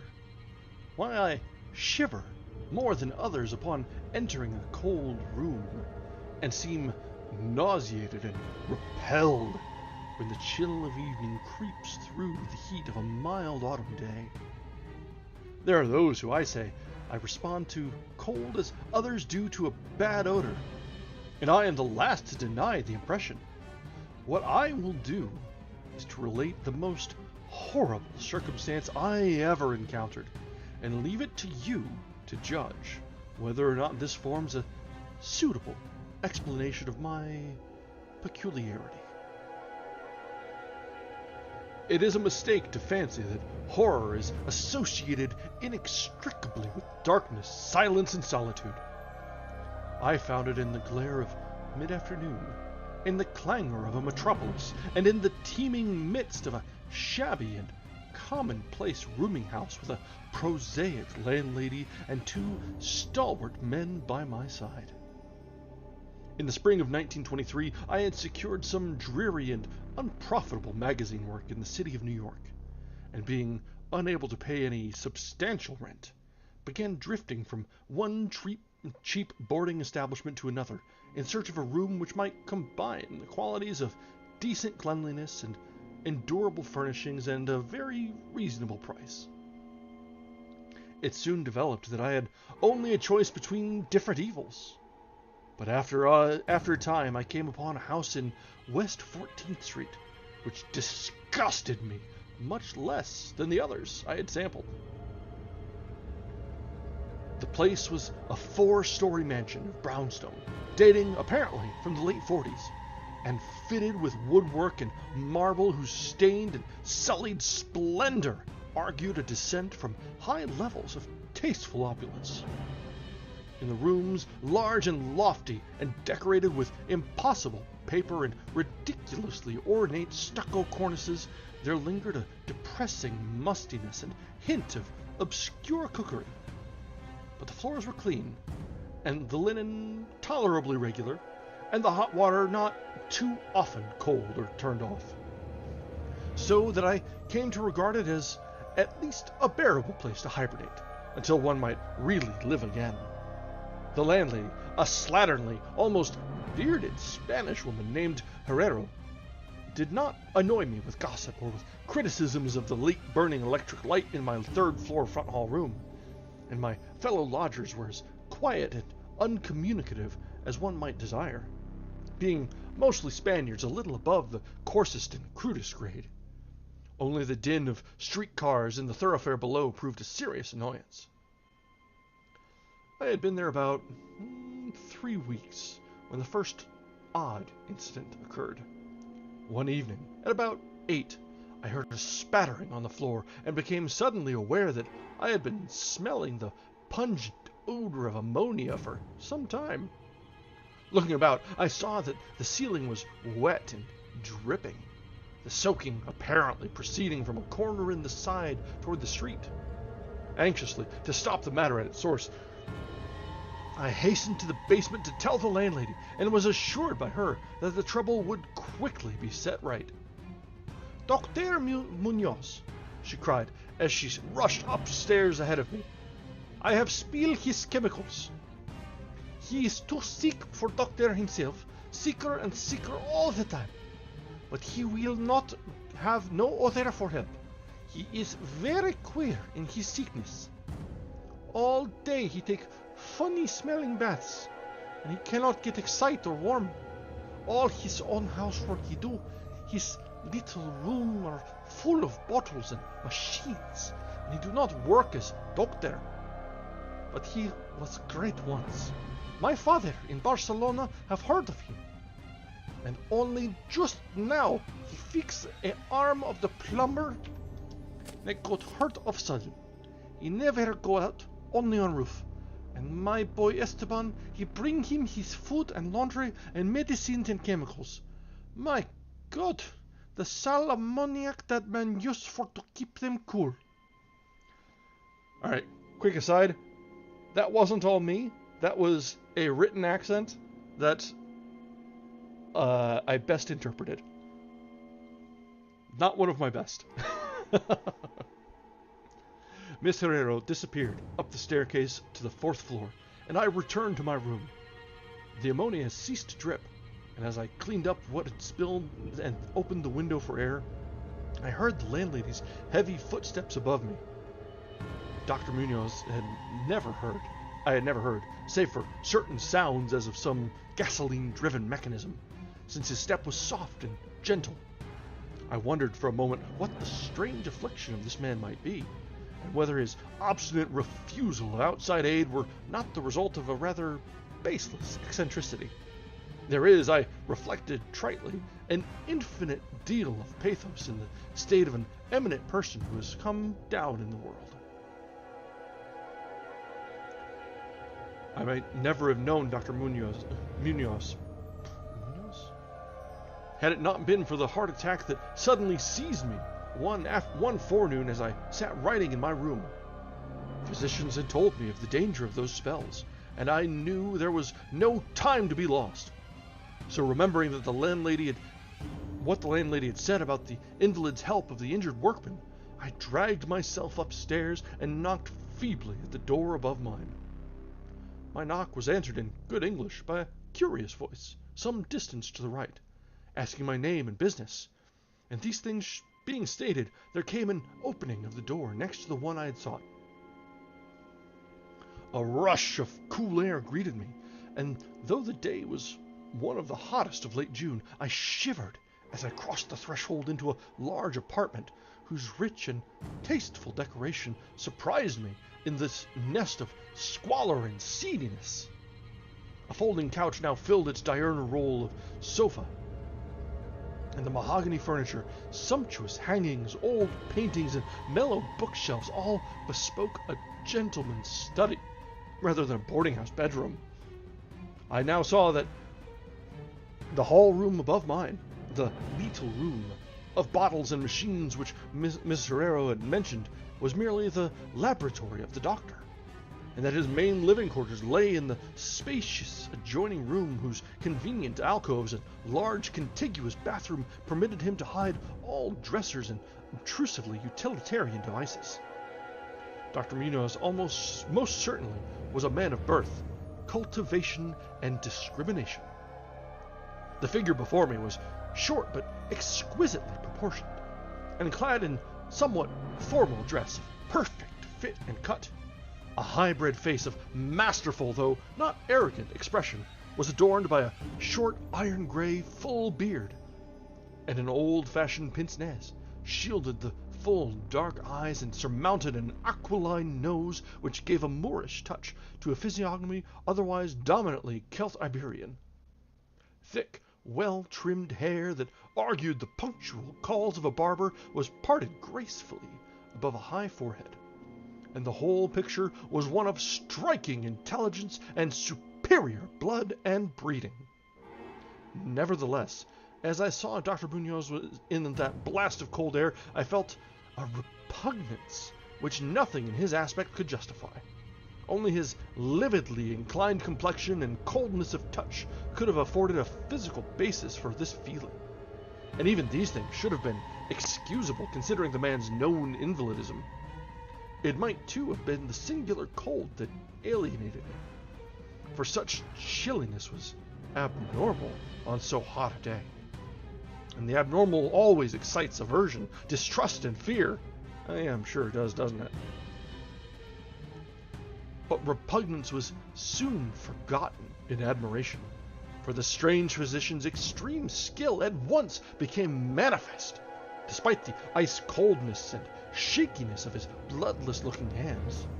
He clearly understood my needs at a glance, and ministered to them with a master's deftness, the while reassuring me in a finely modulated, though oddly hollow and timbreless voice, that he was the bitterest of sworn enemies to death, and had sunk his fortune and lost all his friends in a lifetime of bizarre experiment devoted to its bafflement and extirpation. Something of the benevolent fanatic seemed to reside in him, and he rambled on almost garrulously as he sounded my chest and mixed a suitable draught of drugs fetched from the smaller laboratory room.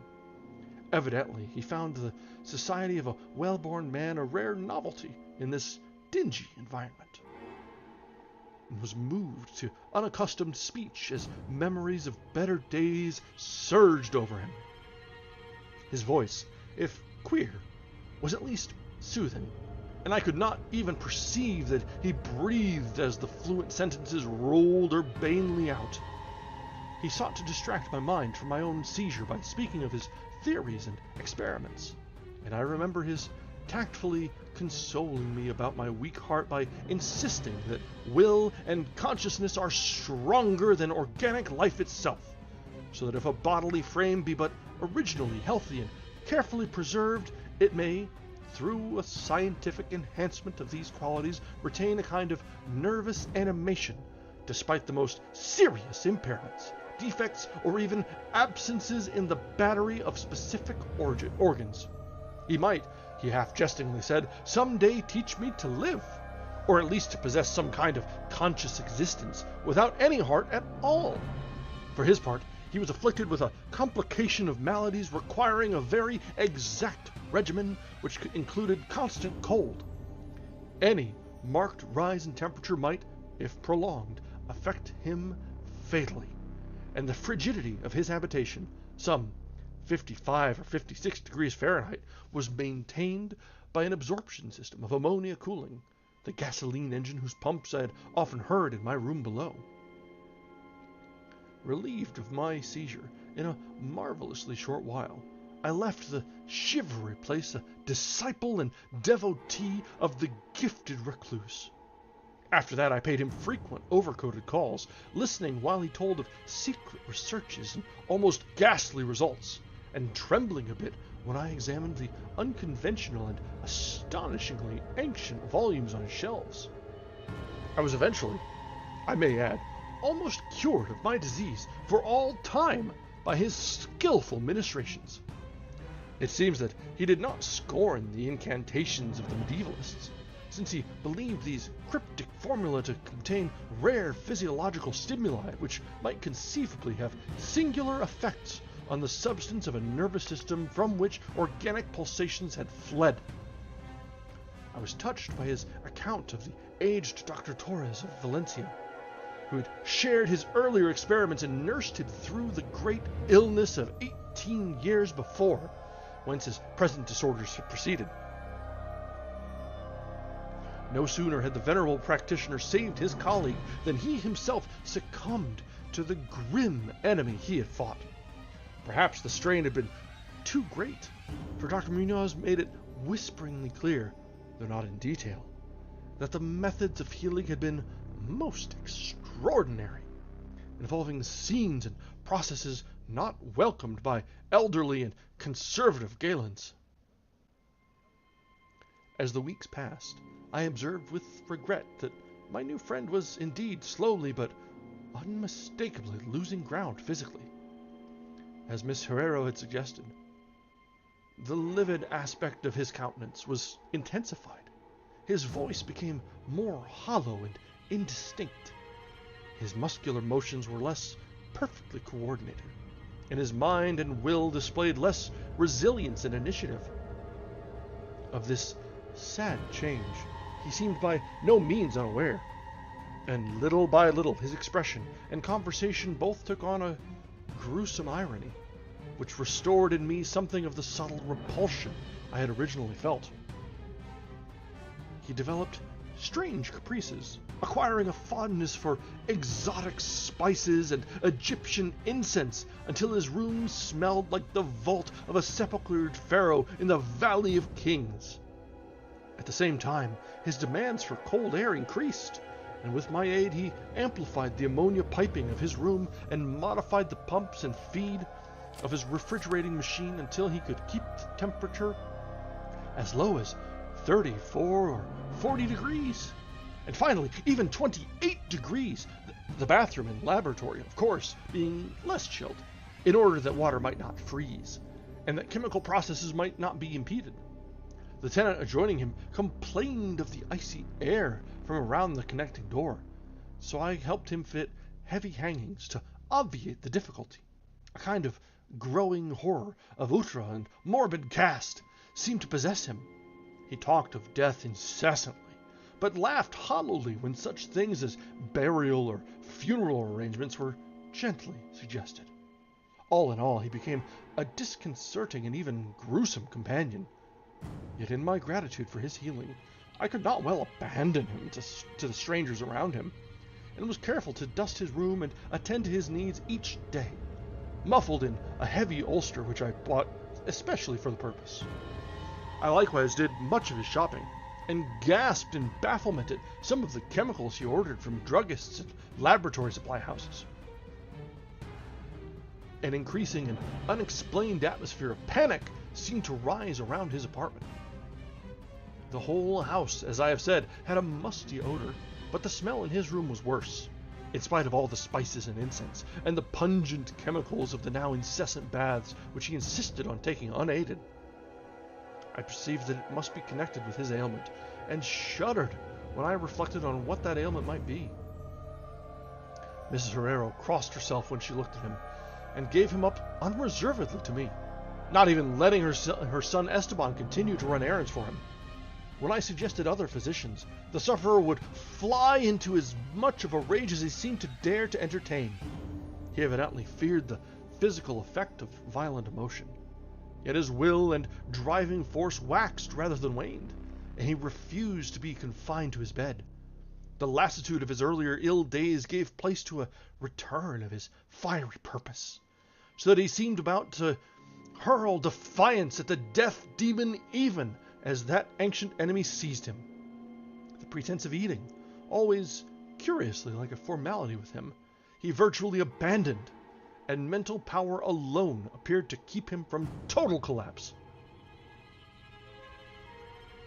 He acquired a habit of writing long documents of some sort, which he carefully sealed and filed with injunctions that I transmit them after his death to certain persons whom he named, for the most part lettered East Indians, but including also a once celebrated French physician now generally thought dead, and about whom the most inconceivable things had been whispered. As it happened, I burned all these papers undelivered and unopened. His aspect and voice became utterly frightful, and his presence almost unbearable. One September day, an unexpected glimpse of him induced an epileptic fit in a man who had come to repair his electric desk lamp, a fit for which he prescribed effectively while keeping himself well out of sight. That man, oddly enough, had been through the terrors of the Great War without having incurred any fright so thorough. Then, in the middle of October, The horror of horrors came with stupefying suddenness. One night, about 11, the pump of the refrigerating machine broke down, so that within 3 hours the process of ammonia cooling became impossible.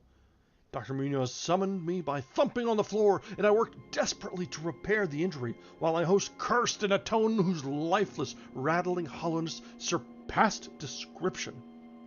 My amateur efforts, however, proved of no use, and when I had brought in a mechanic from a neighboring all-night garage, we learned that nothing could be done until morning, when a new piston would have to be obtained.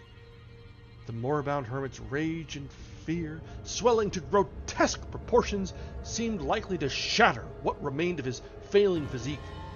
And once a spasm caused him to clasp his hands to his eyes and rush into the bathroom. He groped his way out with face tightly bandaged, and I never saw his eyes again. The frigidity of the apartment was now sensibly diminishing. At about 5 in the morning, the doctor retired to the bathroom, commanding me to keep him supplied with all the ice I could obtain at all-night drugstores and cafeterias.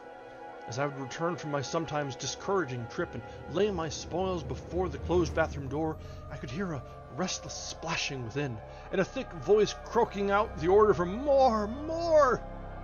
At length the warm day broke, and the shops opened one by one. I asked Esteban either to help with the ice fetching while I obtained the pump piston, or to order the piston while I continued with the ice, but, instructed by his mother, he absolutely refused.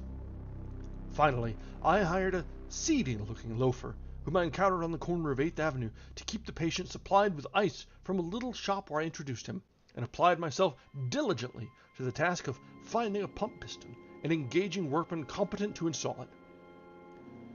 The task seemed interminable, and I raged almost as violently as the hermit when I saw the hours slipping by in a breathless, foodless round of vain telephoning, and a hectic quest from place to place, hither and thither by subway and surface car.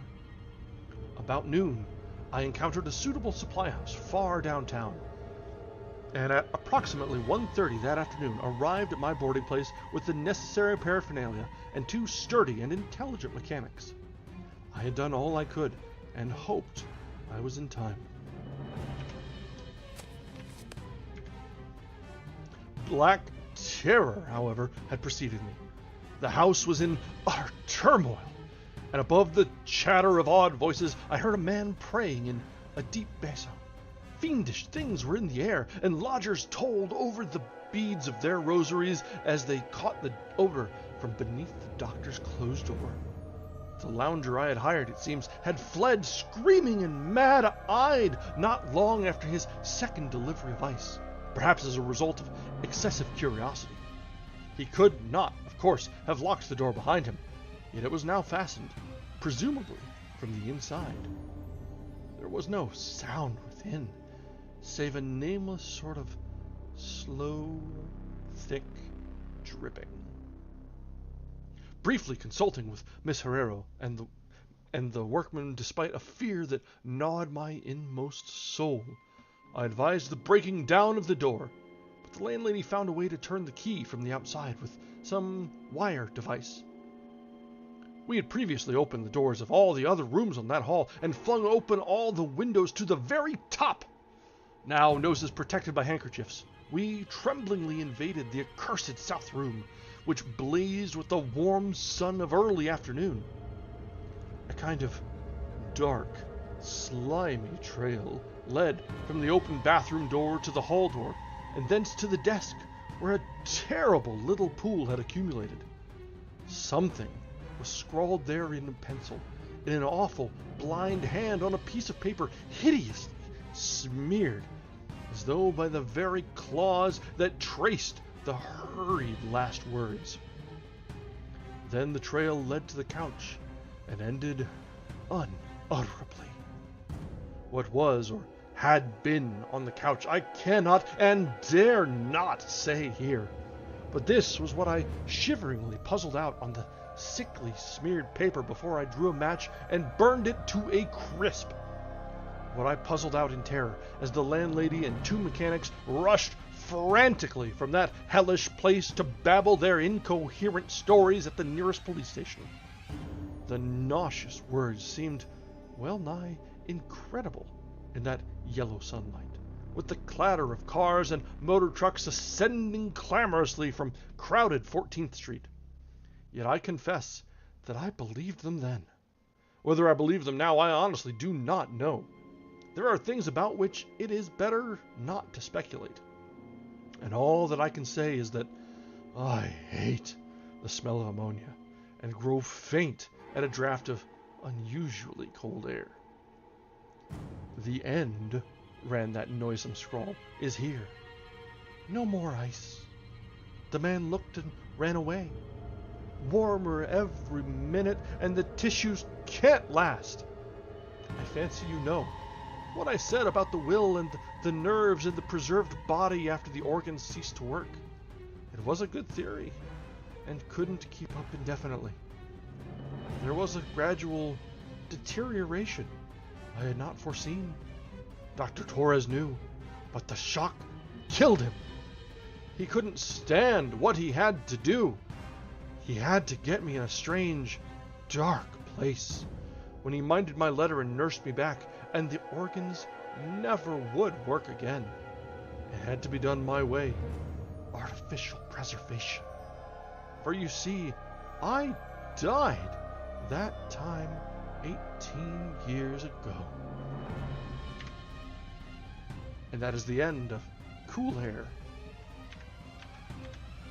That was a short, quick, and dirty one. And really was characteristic of Lovecraft, but also just a little absurd. Which I guess also is characteristic of Lovecraft, isn't it? But the transition of a fear of air conditioning to a man who was kept alive but while dead, the undead doctor living upstairs, kept around by refrigeration. That one was fun. A very different sort of horror and weird story than what you would expect almost. Definitely different from the Color Out of Space. But it felt a lot like the sort of thing that you'd hear at a Boy Scout campfire, telling stories in the dark. It's like the fresh out of Goosebumps. Just a little on the absurd side, but maybe just a little bit creepy. Yeah, more weird science than cosmic horror, which definitely it speaks to Lovecraft's range. There's the nightmarish, there's the cosmic, there's just the weird. So he definitely had quite the range of what he would write about, how he would write, and how he would characterize things. But throughout it all, his prose is really good. Like, of all the authors that we've read, I enjoy narrating Lovecraft probably more than most, because it just has a cadence, a flow to it that lends itself to suspense and dramatic tellings. So I'm always very happy when we can revisit Lovecraft like this, because I think I'm good at it. Not to toot my own horn a little there, but it's fun.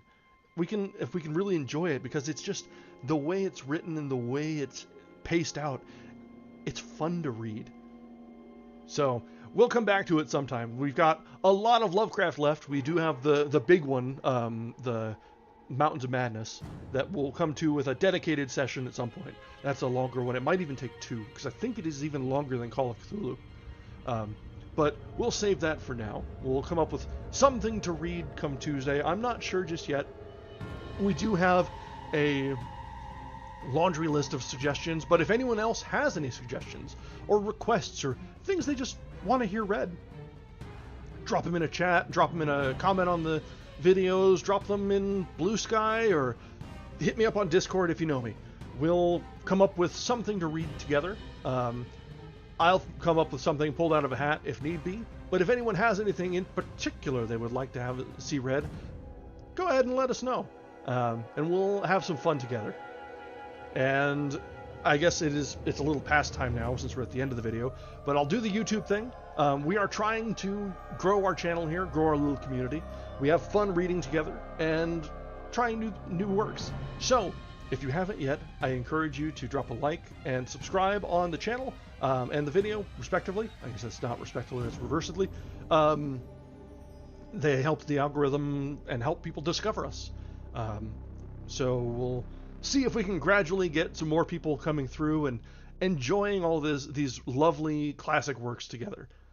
I will note that we've had, I think, 42 views on this stream alone, which is, I think, a record for us on while a stream is going live. So very impressed. So something is working, whether it be the Lovecraft calling people out or the efforts that we've all made together to spread the word. But I like it so far, and we'll see if we can continue in this trajectory. So with that, we will call tonight a wrap. Thank you very much for joining us. This has been a fun couple of stories from Lovecraft, and next time we will switch gears into something else. What that something else is, even I don't know yet. So have a great night, everyone, and thank you again for joining us.